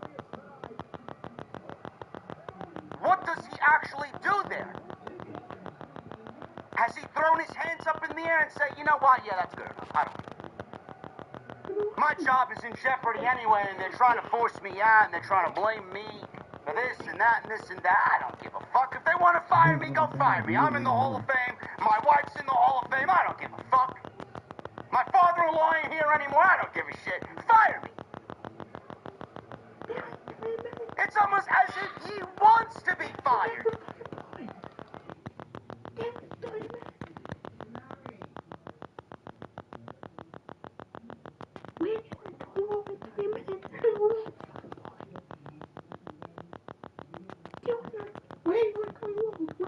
The actual ESPN2 broadcast felt better, flowed better than the actual ESPN version on the ESPN app.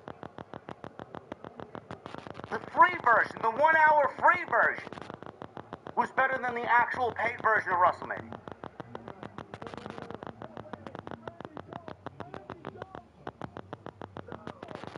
I don't know where we've gone.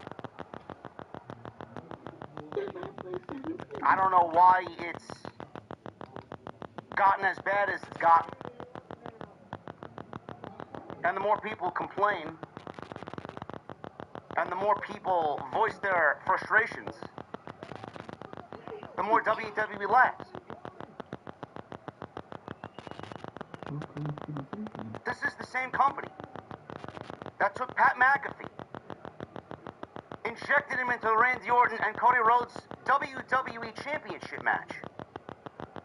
I can't stand Vince McMahon at all. I vehemently dislike the motherfucker. But what I do know is Vince McMahon would never let his WWE Championship match get ruined in the manner that Ari Emanuel has done it now 3 different fucking times. Well, I think Roman Reigns returned here a long time ago instead of being the babyface shit. He would have never overstepped his boundaries to Vince. But he did that to Triple H.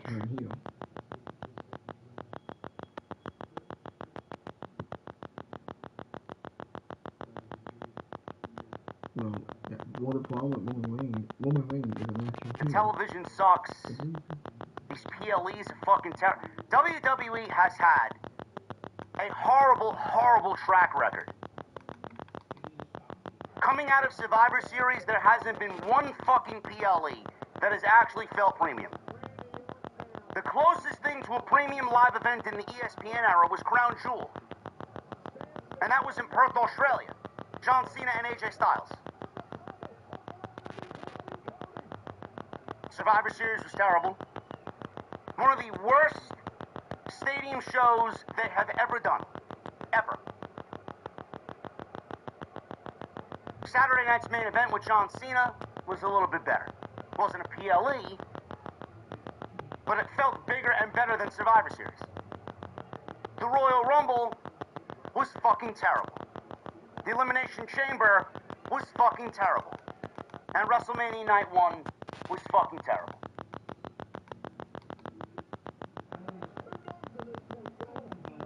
Maybe WWE does not need to go back to Las Vegas ever again.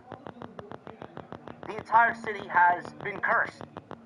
From last night's SmackDown, to last year's WrestleMania, to WrestleMania 9 at Caesar's Palace. Cursed. I officially deem that this night, WrestleMania 42 Night 1, worse than last year's Night 1.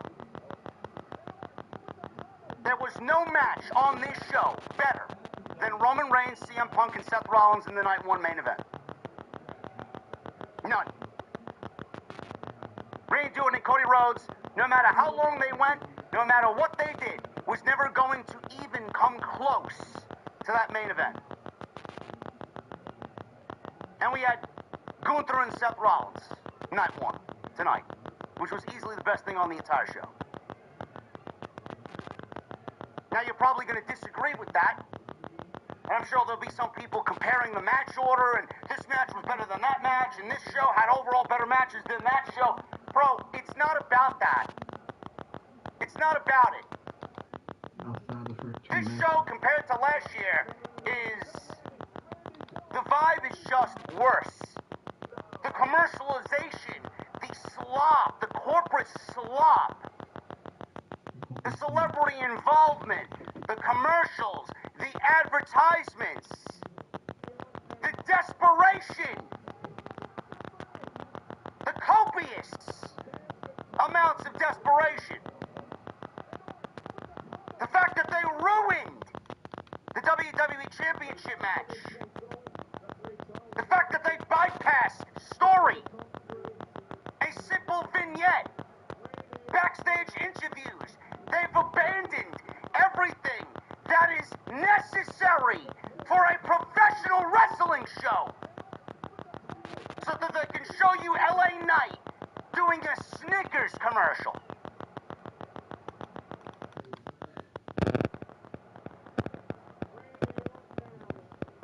You thought last year's was bad. This year was worse. This year was so much worse.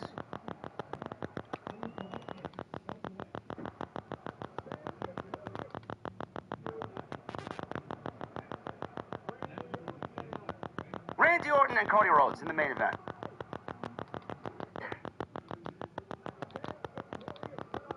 Randy Orton and Cody Rhodes in the main event. Pat McAfee.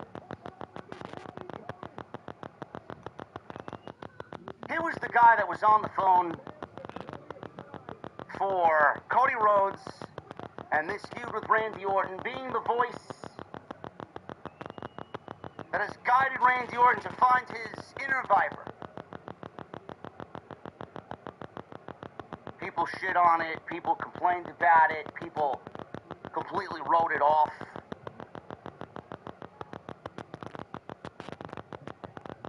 This show sucks, its champions suck, WrestleMania sucks. Nobody wants to watch night number 2. Watch night 1 and watch us save professional wrestling. Buried CM Punk. He even threw Roman Reigns in there and said Roman Reigns is going to beat CM Punk and he's also going to save pro wrestling on night 2. You know, all the people that claimed it was going to be some on-air storyline between WWE and TKO and some sort of civil war. You know, all those people are now mysteriously quiet. After we already told you that there is a civil war taking place, it's just not going to be in front of your eyes. It's not going to be on your television screens. It's happening behind the scenes, as I speak right now. We got a visual of Pat McAfee stealing the WWE Championship from Cody Rhodes, bringing it on his show, advertising it on the back of his fucking chair. They used Pat McAfee's audience to generate interest in a story that didn't need any sort of desperate attempt to generate interest because it's Randy Orton and Cody Rhodes. 50 years of active service together. 20 years of personal rivalry, kinship, friendship, brotherhood. No, we needed Pat McAfee for that, though. Then Jelly Roll gets involved. He gets RKO'd. He gets dragged out to the stage. Journalists in the community put out the report that it's going to be Jelly Roll and Cody Rhodes versus Pat McAfee and Randy Orton at Backlash. All of our excitement went out the window. WWE tonight wrote Pat McAfee out of the match, out of the situation, by having Jelly Roll put him through a table. Jelly Roll jumped off the Spanish announce table through the American announce table, put Pat McAfee through it, and then they gurneyed Pat McAfee out. Jelly Roll was then audibly heard on camera saying, "Now give these people the main event that they paid for." Basically telling you, we fucked up. Here's your main event. We knew this situation sucked. Here's your main event. What we got for, I would say, 18 minutes, 17, 18 minutes, give or take, was some of the most boring, forced slop I've ever seen. Was it better than John Cena, Cody Rhodes Night 2? Yes. Yes, it was. But what I didn't understand is WWE over-embellishing Randy Orton's back injury. Where and when did Randy Orton all of a sudden develop a back injury? We knew he had back surgery that put him out for almost 2 years, but where did Randy Orton all of a sudden develop this back injury? Has he wrestled? What has he done? He hasn't been in the ring in a wrestling aspect since the Elimination Chamber. They really went heavy on that back angle in the match. They wanted you to believe that the back was injured. He's up there doing superplexes, he's doing fucking snap power slams, he's doing RKOs, he's doing his DDT. If Randy Orton was hurt, he wouldn't be out there doing half the shit that he normally does.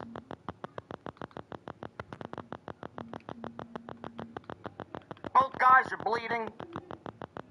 Randy Orton gets poked in the eye. He RKO's little Nate, Charles Robinson, thinking that it was Cody Rhodes. goes down. Pat McAfee shows up wearing a neck brace and a referee shirt. He gets in the ring. Orton RKO's Cody Rhodes. He makes the 3 count. And Cody kicks out at a 2.5. Pat McAfee's in there now. He's cheering Randy Orton on. Looks like Orton's going to win number 15. Orton all of a sudden, he RKO's Pat McAfee. Lays him out. Cody Rhodes catches Orton sleeping for just a second. Crossroads. 1, 2, 3, the match is over. Orton, at the end of the match, takes the WWE Championship, smashes Cody in the face with it, and delivers a punt kick. What exactly are we doing? Where are we going? You wasted 3 weeks of our television time. You absolutely slaughtered beyond repair Cody Rhodes and Randy Orton for this night, for this spot, for this main event, for this match. To go out the last 3 weeks and tell me CM Punk sucks, WrestleMania sucks, SmackDown sucks, Cody Rhodes sucks. We gotta save WWE from the guy who saved us from John Cena, who wanted to kill pro wrestling last year. Cody Rhodes, mind you, who is the embodiment of professional wrestling. You did all this. Pat McAfee going out on SmackDown claiming WrestleMania's not sold out. Please, please, please, come to WrestleMania. But don't go to night 2 because that show sucks. Come to night 1. Watch us save professional wrestling. I don't believe WrestleMania's not sold out yet. How could you? We gotta save it from Cody Rhodes. So I called up Dodge Ram, and I had them drop the price by 25%. They were giving tickets away. They were legitimately giving tickets away just to fill the fucking place up for tonight. You did all that for Randy Orton to RKO Pat McAfee.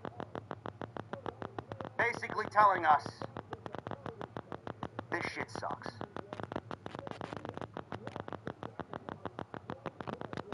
Is anybody there going to tell Ari Emanuel that his vision, his idea, his concept, his involvement is never again needed? It's never again going to be wanted, ever. You are a businessman. Worry about your business. Stay away from the on-air.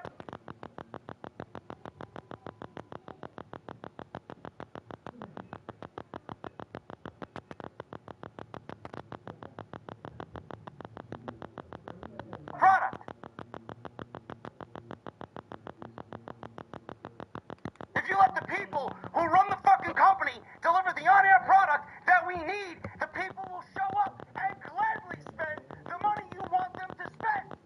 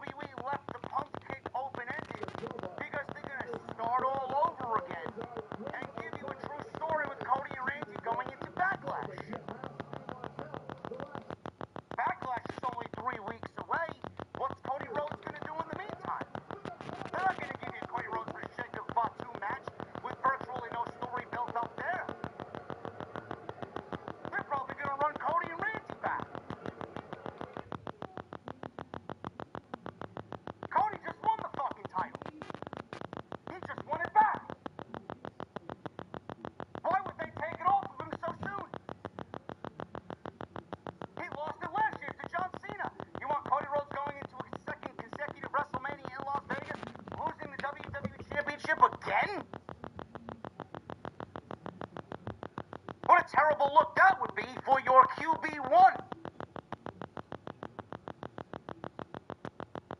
WWE, by my account, undid all that they did with Pat McAfee because they were forced to do so. And they're going to run this Cody Rhodes and Randy Orton storyline back the way they originally wanted it to do. Or to be. Going into Backlash. And Randy will probably win number 15 there.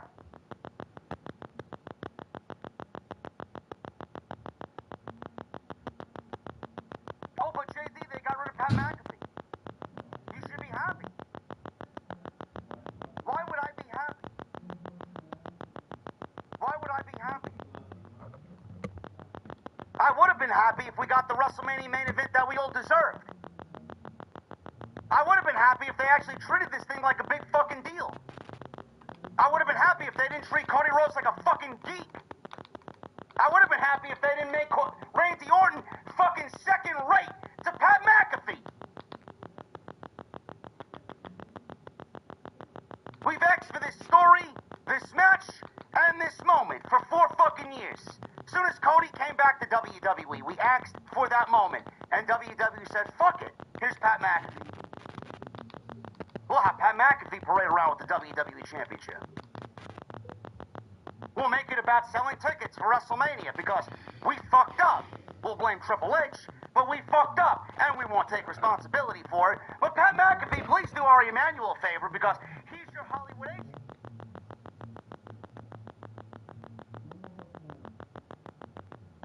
No, I'm not happy. You've been given slop. You've been given terrible television. You've wasted your life watching something that was so offensively bad.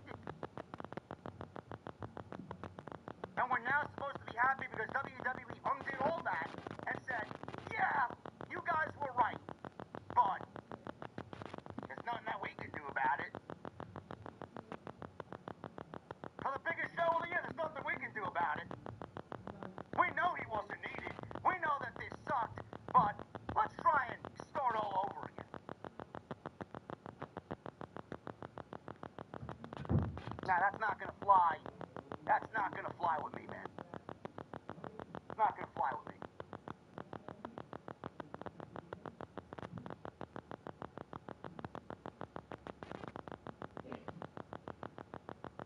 WrestleMania is the most soulless, uninspired, corporate slop that I don't think anybody imagined how bad it would get. I don't think people imagined it would get this bad. This is like nightmarishly bad.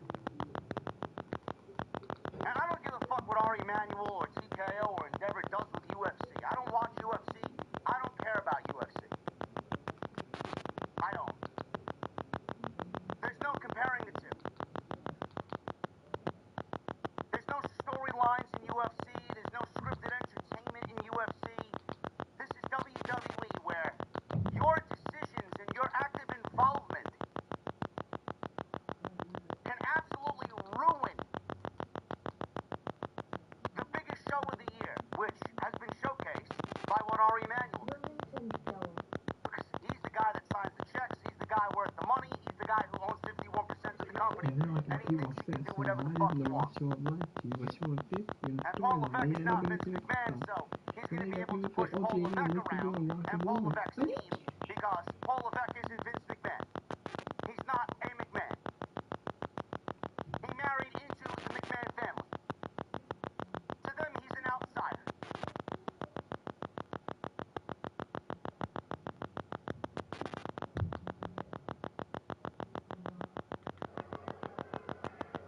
I hope AEW. I hope. I say this every year. Nothing ever becomes of it.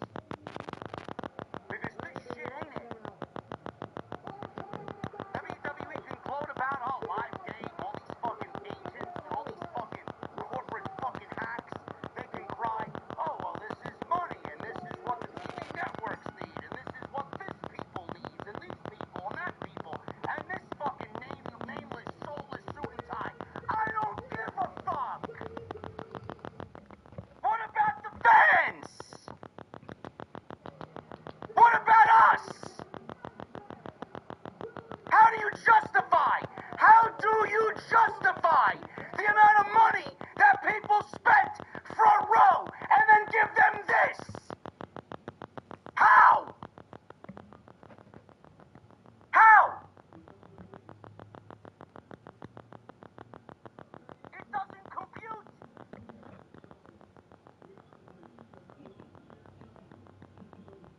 What about the fans? Are we slated to get anything? What are we getting? We're getting fucked. That's what we're getting.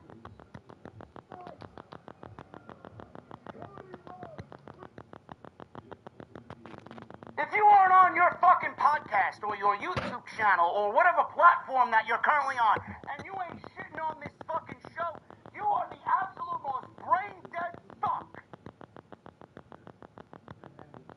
that has purchased a fucking microphone in the history of fucking platforms and microphones and podcasting and content creation. This shit sucks. This shit sucks. I was a part of a House of Glory show that sold out the fucking Globe Theater at the Palms Casino on Thursday night. You got 3 hours of that, and that was better than what you got here. And I mean that, not because I work for House of Glory, not because I'm on the commentary team with Jason, but I swear to God, I mean that with every fiber of my fucking being.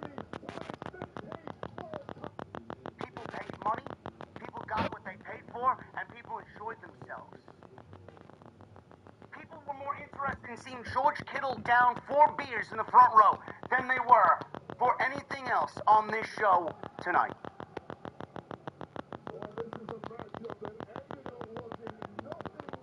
Fuck Nick Khan. Fuck Triple H. Triple H is he's an absolute fucking clown. He's a clown. The guy's getting fucked, and he's just sitting there smiling as we all fucking complain and bitch and moan about his terrible product, and he gets the blame for most of it. Fuck Nick Khan, fuck Ari Emanuel, fuck Mark Shapiro, fuck Triple H, fuck Michael Hayes, fuck Bruce Pritchard, fuck everybody that had a hand in making this fucking show. This shit sucks. Sucks. You want the old JD back? Here's the fucking old JD. This shit fucking sucks. We sat through some fucking absolutely offensive television. As long as I've been doing this, you're getting dangerously close to the fucking levels, the human sub-levels of fucking filth that WWE gave us in 2018, 2019, and worse yet, the fucking Thunderdome.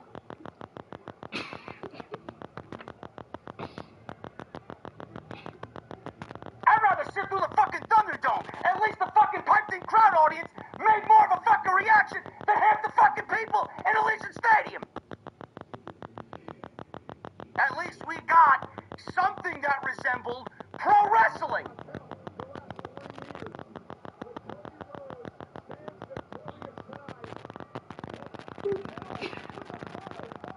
If I want a 5-minute quickie, I'll go down to the fucking local Irish pub and order myself a shot of fucking whiskey.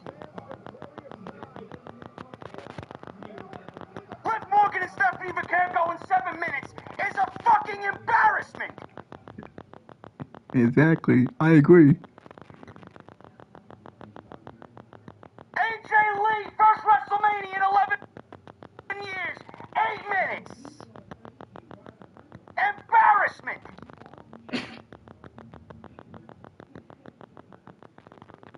Fatal 4-way women's tag team match, 8 minutes. Embarrassment.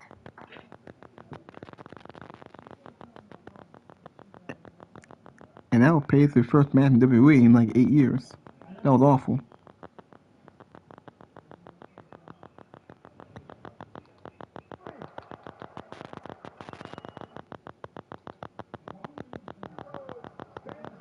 There was some good on this show.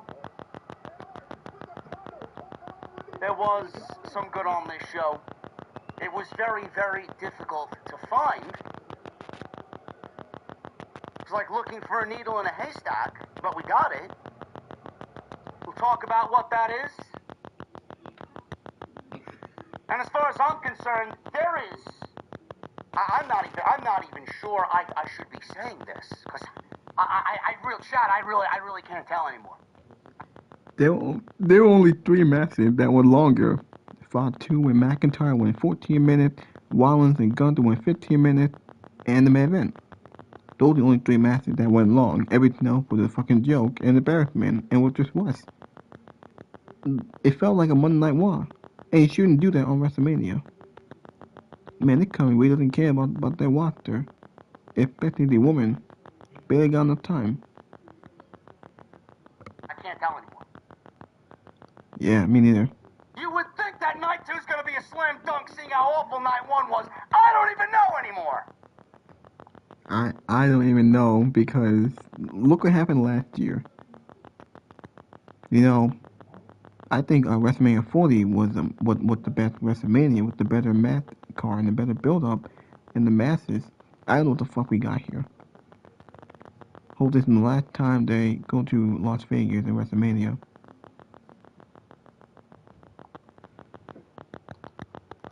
But by my account, looking at what we got tomorrow, there's no way night 2 is going to fuck up this badly compared to night 1. At least we got the ladder match, and we got Oba and Brock, and we got Punk and Roman. Just by that alone, we should be good to go.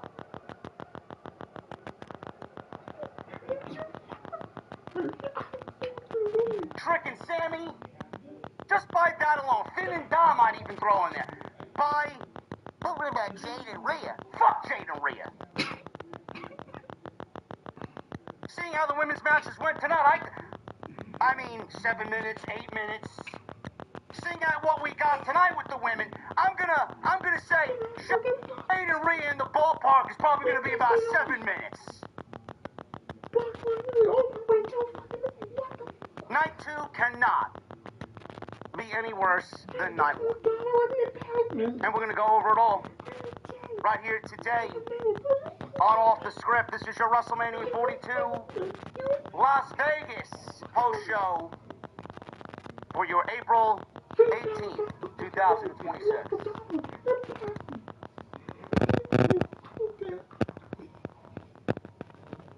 We got 8,800 people in here. Don't go nowhere. I'm not going to take too much of your time. We're going to get right into this discussion. Don't go nowhere. Follow me on social media. JD from NY206. Twitter, Instagram, TikTok, Cameo. Hit that thumbs up. We got 2,000 likes. We got 8,800 people in here. There should be no less than 4,000 likes. 4,000. We got to at least half. Halfway to 88. Go hit the rest of the channel on the channel. All the content is there. Tons of it. The fucking liquor store in town and spend $33 on some gunpowder Irish gin. I could make me fucking 50 gin and tonics. What are they out of their fucking mind? Something in return. Let that sit with just that. But I got to give him some credit. Not an active pro wrestler. The only time he's been in the ring was his first time actually was with Braun Breaker at the Royal Rumble last year. He got speared in fucking half. He's made some appearances here and there. He's gotten involved in the Vision and the Usos situations lately. He's been training. For him to do that type of spot with absolutely no in-ring experience shows you, A, he's got fucking balls, and B, he's a fucking talented, athletic guy. So good for him. I thought what they tried to do, it worked. It worked. And it was innocent enough. But the match meant nothing. The spot meant everything. They showed George Kittle, Jamar Gibbs, Tyrese Halliburton, and Stephen A. Smith, who apparently is not liked. Why isn't Stephen A. Smith liked, chat, on ESPN? Is he a little too honest? Does he complain about things that doesn't need complaining about?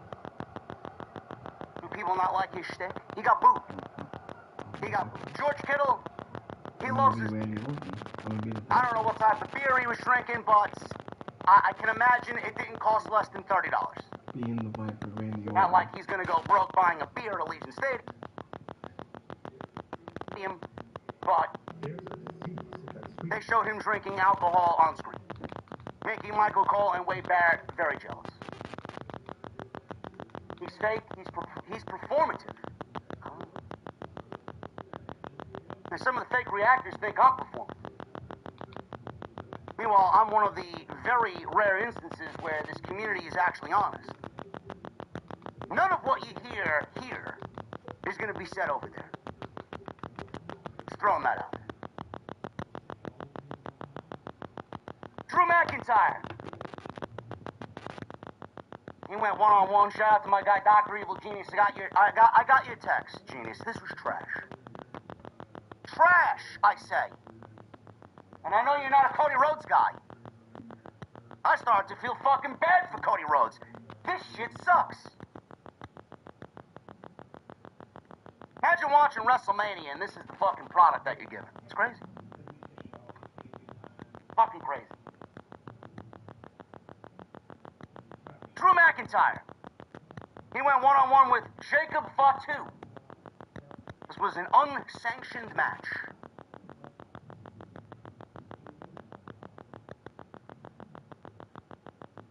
You know, I'm undefeated. I love how WWE pretends like unsanctioned. It's gonna be this epic war. It's gonna be the war of the worlds out there between Drew McIntyre and Jacob Fatu. We're gonna see blood, and we're gonna see violence, and we're gonna see something that resembles a man who had his WrestleMania main event taken from him by Jacob Fatu and Drew McIntyre. Because WWE needed Pat McAfee. And we're going to see two volatile beasts go at it and show us the meaning of unsanctioned. There's no rules. WWE has no responsibility for what happens. The match, according to the stats, went 14 minutes and 10 seconds. It wasn't a bad match. It wasn't bad at all. In fact, I thought it was pretty good. Not a match of the year or anything. It felt more like a Saturday night's main event attraction. It felt more like a SmackDown main event on a random Friday night. Did it feel WrestleMania worthy? No, it did not. Wasn't bad, though. The problem that I have, though, is unsanctioned. Do you guys remember? Sami Zayn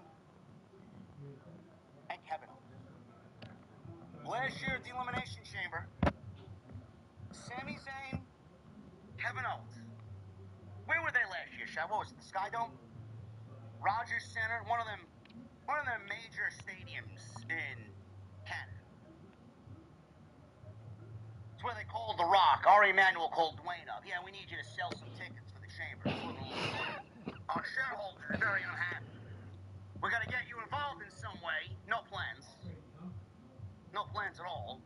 Called them up. We need to sell an extra 7, 8, 9, 10,000 tickets. On that show, we had Sami Zayn and Kevin Owens. It's like a lights-out match. Whatever it was. Kind of similar to what we got going on here on Saturday, right? Nick Aldis just let him go out. Beat the shit out of each other. That match was fucking great. That match was great. Lights were out. Two friends beating each other up. We got some fucking big moves we don't usually see on WWE television. Pile drivers. Kevin Owens is playing this great, vindictive heel who feels wronged. And Sami Zayn is the underdog babyface. And their history.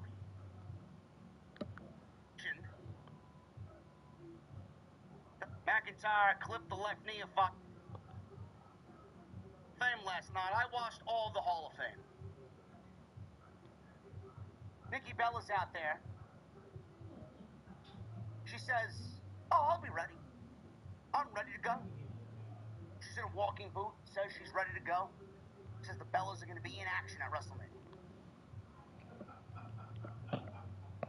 There were rumors. Literally, yesterday morning, news broke. WWE signs Saraya, a.k.a. Paige, back to WWE. Yes, that Paige. Yes, that Paige. Yes. Everybody was like, well, there's Nikki Bella's replacement. And I said, yes, chat, that Paige. Brad Maddox Paige, yes. Yes, that one. Neither here or there. We won't go back and have revisionist history. We won't do that. Hey, this is gonna be Brie Bella's new partner. I said, well, that doesn't make any sense. Why would they do that? If they win the titles, it doesn't make any sense. Nikki Bella's out there. She had to inform everybody. She couldn't even speak because she was so emotional. I genuinely feel bad for her. I'm not really the biggest Nikki Bella or Brie Bella fan, but I genuinely felt bad for her. Like, she didn't ask to be hurt. Shit. Zesty, creamy. Yeah, so It's Domino's new slice sauce. Grab one tonight. the return of Paige. Hello. I'm gonna tell you about Mount Kennedy.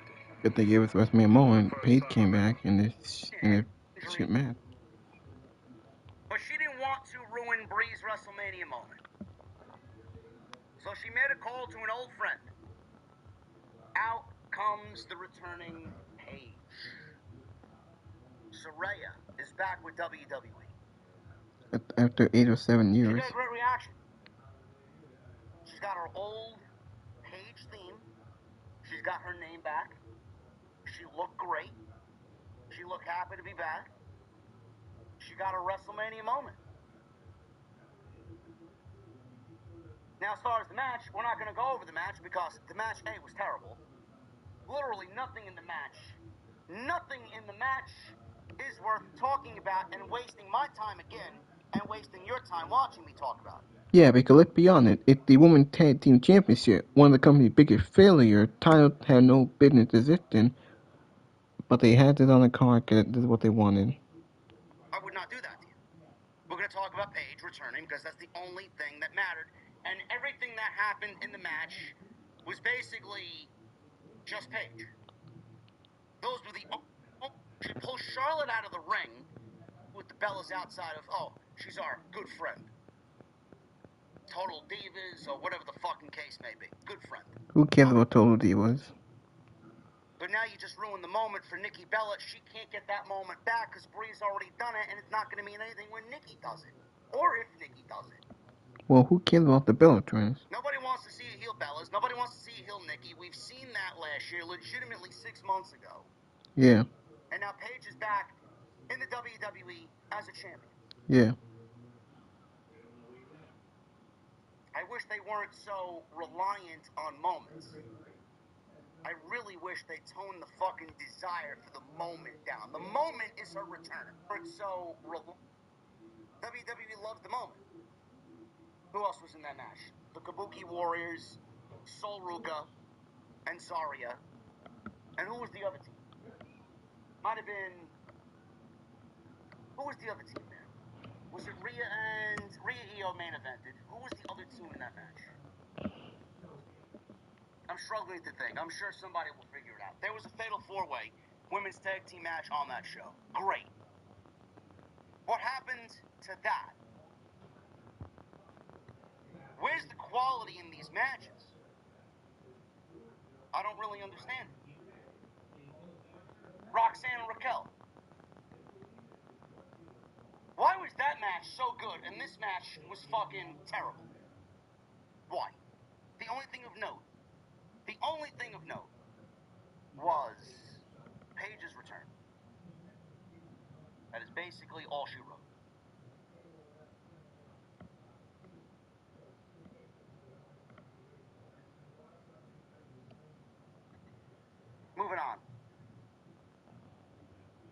Becky Lynch and AJ Lee. This match went 8 minutes for the Women's Intercontinental Championship. Just to let you know, we got no video package for the tag team match. We got no video package for Jacob Fatu and Drew McIntyre. We got no video package for the women's tag team match. And we got no video package for AJ Lee and Becky Lynch. But as long as Tony Hinchcliffe got a promotion for his comedy show at the end of Saturday night, that's all that really mattered. All that really mattered. So, I gotta talk about this because this was actually pretty fucking pathetic. And you're talking to a guy who is huge on music, as I do the EO. AJ Lee, she has her entrance, and apparently her WrestleMania entrance was a bunch of little girls, varying in age, wearing AJ Lee pink and AJ Lee shorts, carrying around Intercontinental replica titles. As they skipped around AJ Lee, and AJ Lee led them to the ring, and they all skipped around the ring, and then AJ bid them farewell. Very cute, very AJ. Then we had Becky Lynch.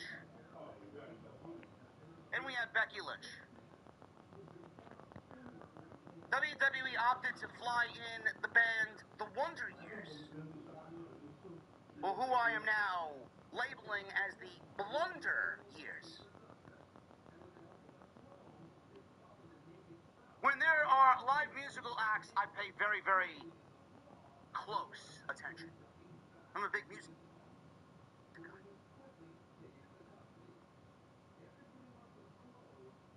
So all of a sudden we get the feedback from the guitar that starts Becky Lynch's theme.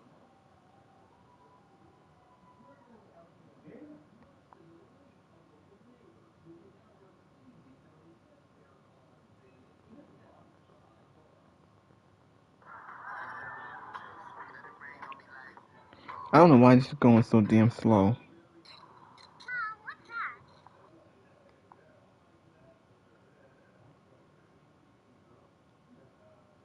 Now, Randy Orton is behind. Ah! Go on now. Jeez. Why is it going so damn slow? I actually wasn't sure I wanted to go back to watch this one again. And then speak into the microphone, and he was completely off sync. He was lip syncing. And then I start seeing them jump around, and I'm looking at the drummer play his drum parts, and he's off sync. And I see the rest of the guys jumping around, and then I hear the vocals come in. Bro, I wanted to tweet it out, and I did not say anything, but it was something I was thinking for the 8 minutes of this match. And it might not be a big deal to some, but I think it's pretty fucking pathetic. Then I saw Sean Ross Sapp say, the Blunder Years, or what I'm now calling the Blunder Years, the Wonder Years, performed Becky Lynch to the ring. No, you mean the Wonder Years lip-synced Becky Lynch to the ring. Imagine flying in an actual band and then having them completely lip-sync their performance.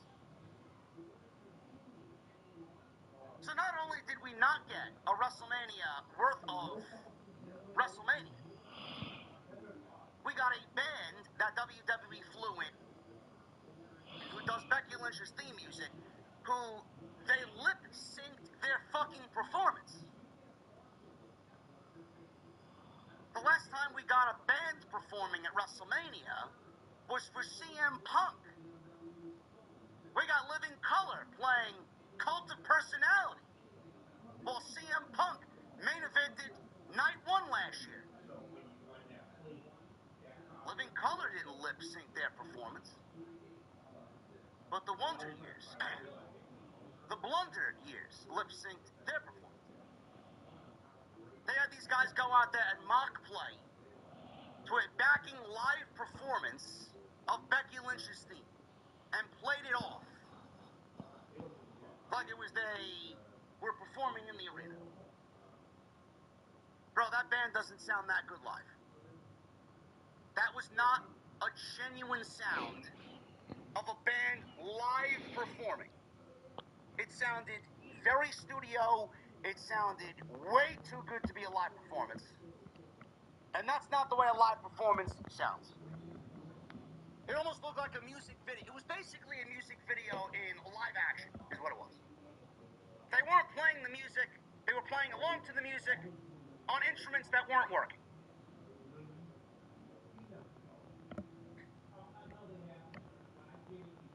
I'm going to go see Alter Bridge in May at the Paramount on Long Island in Huntington.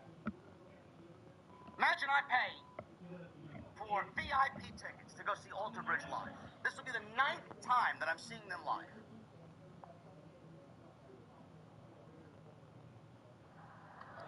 God damn the stupid damn commercials, man. The potential tag team match at Backlash where it was going to be Cody and Jelly Roll against Randy Orton and Pat McAfee, and I'm like, oh, God. So now we know we're not getting that, which is good. That's a good thing. And we'll see when they decide to do the rematch, because obviously Cody and Randy is not done yet, as you can tell from what Randy did to Cody here at the end of the show. But when WrestleMania went off the air, as WrestleManias go, I just thought night one was just fucking terrible on the whole. I mean, there was stuff I liked and there was stuff I really didn't like, but just the overall feeling I had when it was over was, you know, there were parts of it I was just bored with. There were other parts of it that were very frustrating because they didn't give certain matches the time that I think they needed to get to that next level, to where it felt like, okay, this is like an epic WrestleMania encounter here. It's like they were rushing through things to get to what felt like maybe a really super long big match at the end and some sort of big payoff of some kind at the end, and that really never came. So I'm left to wonder why we had to rush through things with some of these matches. But the reality is they have, you know, a lot of masters to serve, and they have a lot of things to promote, and this is just the way their PLEs are now. Unfortunately, it comes at the expense of certain matches not getting time that I feel like they really could use. I'm not saying I want the AEW formula where every match has to be fucking 15, 20 minutes and we need 10 of them on the show. I always say, like, I just wish there was a happy medium. I mean, there are times where we get too much, and then there are times like this where I feel like we don't get enough. And we've got to find that sweet spot. It's like finding the wrestling G-spot. We have yet to find it. But this was WrestleMania Night 1. That means we have Night 2. So we're not done yet. Because tomorrow, we have Oba Femi against Brock Lesnar. This is a match I don't expect to go very long. We talk about some short matches that we had here for Night 1. 5 minutes, 6 minutes. That's probably what we're looking at as far as Brock and Oba. That's the match that's opening hour number 1 on ESPN tomorrow. We have the Intercontinental title ladder match. We have Penta, Dragon Lee, Javon Evans, Rey Mysterio, Rusev, and JD McDonough. I think those are the two perfect matches to have in that first hour on ESPN. You go from that Smash Mouth, Brock, Oba, two just like colossal giants, right? One-on-one for the first time. Gonna beat the holy hell out of each other. And then from there you go to this ladder match, which is probably just gonna be a big spot fest, a bunch of like big high spots and shit. God knows what Javon Evans is gonna do in there, or Dragon Lee. But it should be a lot of fun. And then from there we have Sami Zayn and Trick Williams for the United States Championship. Demon Balor takes on Dominic Mysterio. We have Jade Cargill and Rhea Ripley, which I know you're all very much waiting with bated breath to see, for the WWE Women's Championship. And then we have CM Punk and Roman Reigns for the World Heavyweight title. I do think Cody retaining his title on Night 1 makes it more likely that Roman is going to leave with that championship tomorrow. And I really hope not. That's not the outcome I'm looking for. Same reason that I was not hot on AJ Lee holding on to the IC title, but to me, this would be worse. If Roman was to win the World Heavyweight Championship and maintain the same schedule that he's maintained over the last couple of years, then I think we're in for some pretty boring episodes of Monday Night Raw. That's the biggest reason why I'm hoping we don't get a title change tomorrow, but I feel like if we don't, there has to be some kind of big angle to close out that main event tomorrow. There's got to be some big moment or just something big and consequential. Instead of just having a straight-up one-on-one match that just ends, or even ends with a handshake, right? I mean, look, I hope we get a great wrestling match, but I feel like they really need to bring the heat tomorrow, and they need to close things out in a way that's going to get a lot of people talking for all the right reasons, not the wrong reasons. I don't know what that looks like. I don't know if we're looking at a Roman win and a Bloodline reunion. I don't know if we're looking at just Punk straight up beating Roman and Roman shaking hands with Punk. I can't even envision that. So I am very curious to see what sort of ending they have in mind for that match tomorrow. I said coming into this, night 2 really was the night that I was looking forward to the most. I think it's the stronger overall card, even if you just look at the first hour, quite frankly. Well, it won't be. So I'm looking forward to it, but man, this put a damper on things because this was just not a great show tonight. But the beautiful part about 2 nights is that you can make up for it 24 hours later and make people forget about everything that they saw. Because when the weekend is over, what people will be talking about is how it ends. They're not going to be talking about how it starts. They're going to be talking about how it ends. So, fingers crossed. We have 6 matches instead of 7. We'll probably get some comedy with John Cena and Danhausen tomorrow. There was a blimp flying.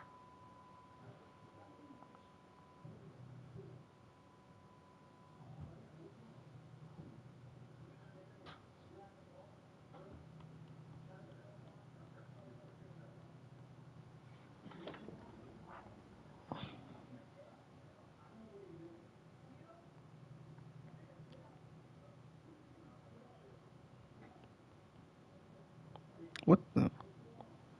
How did that happen? Did my phone die? It was on 92. Probably because my phone is going way too slow. Probably because of the internet or the connection. It's really bad here. Had to be the damn network. I don't know how my phone just died. It was on 92 bars. Ah, come on now with this crap. Alright, you know what? I might as well just end the video. I made it a little bit longer than last time. Over 2.5 hours. Wait, what the? It says it's on 92. So it didn't die. Then how the hell? It's on 91, so it didn't die. How the hell did my phone just turn off like that? Alright, you know what?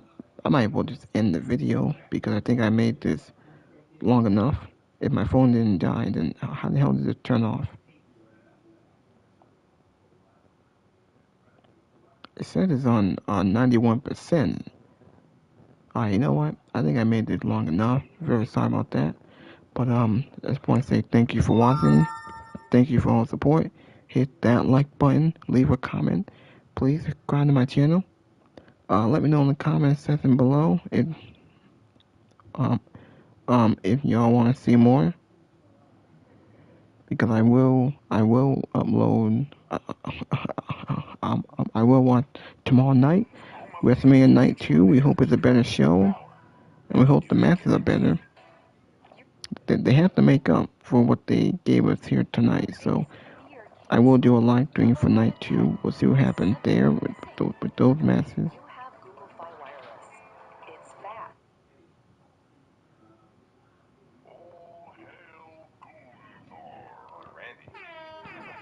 Little box there. Alright. Why the hell is this so damn slow?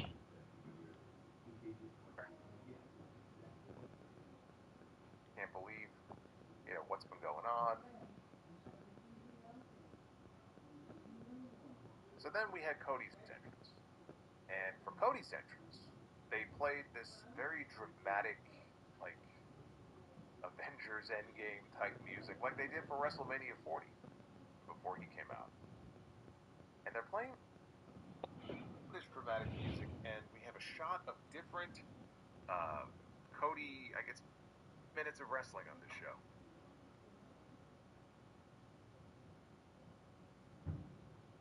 But the idea was Jelly Roll would take Pat McAfee out of the equation. He looks up at Cody.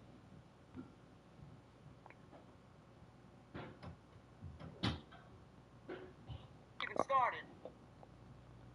Gunther dropkicked Rollins. He entered the ring. People were very excited to see Rollins back. Drop-kicked him, back suplex, big power bomb. Gunther's automatically just going about what he wants to do, not listening to the referee, wanting to beat Rollins very quickly because to him, apparently, this is personal. Rollins is fighting back. They're on the outside, trying to Yeah, I'm gonna end the video until next time. I'll see y'all later. gouge at Gunther's eyes. Tossed him over the announce table. He tossed him into the barricade. Bell still hasn't rung yet. So, I said on social media, man, Gunther and Alright. Oh, wait, hold on. Seth Rollins really need to break the star scale rating for us to save this fucking show so far. Yeah, I'm gonna end the video.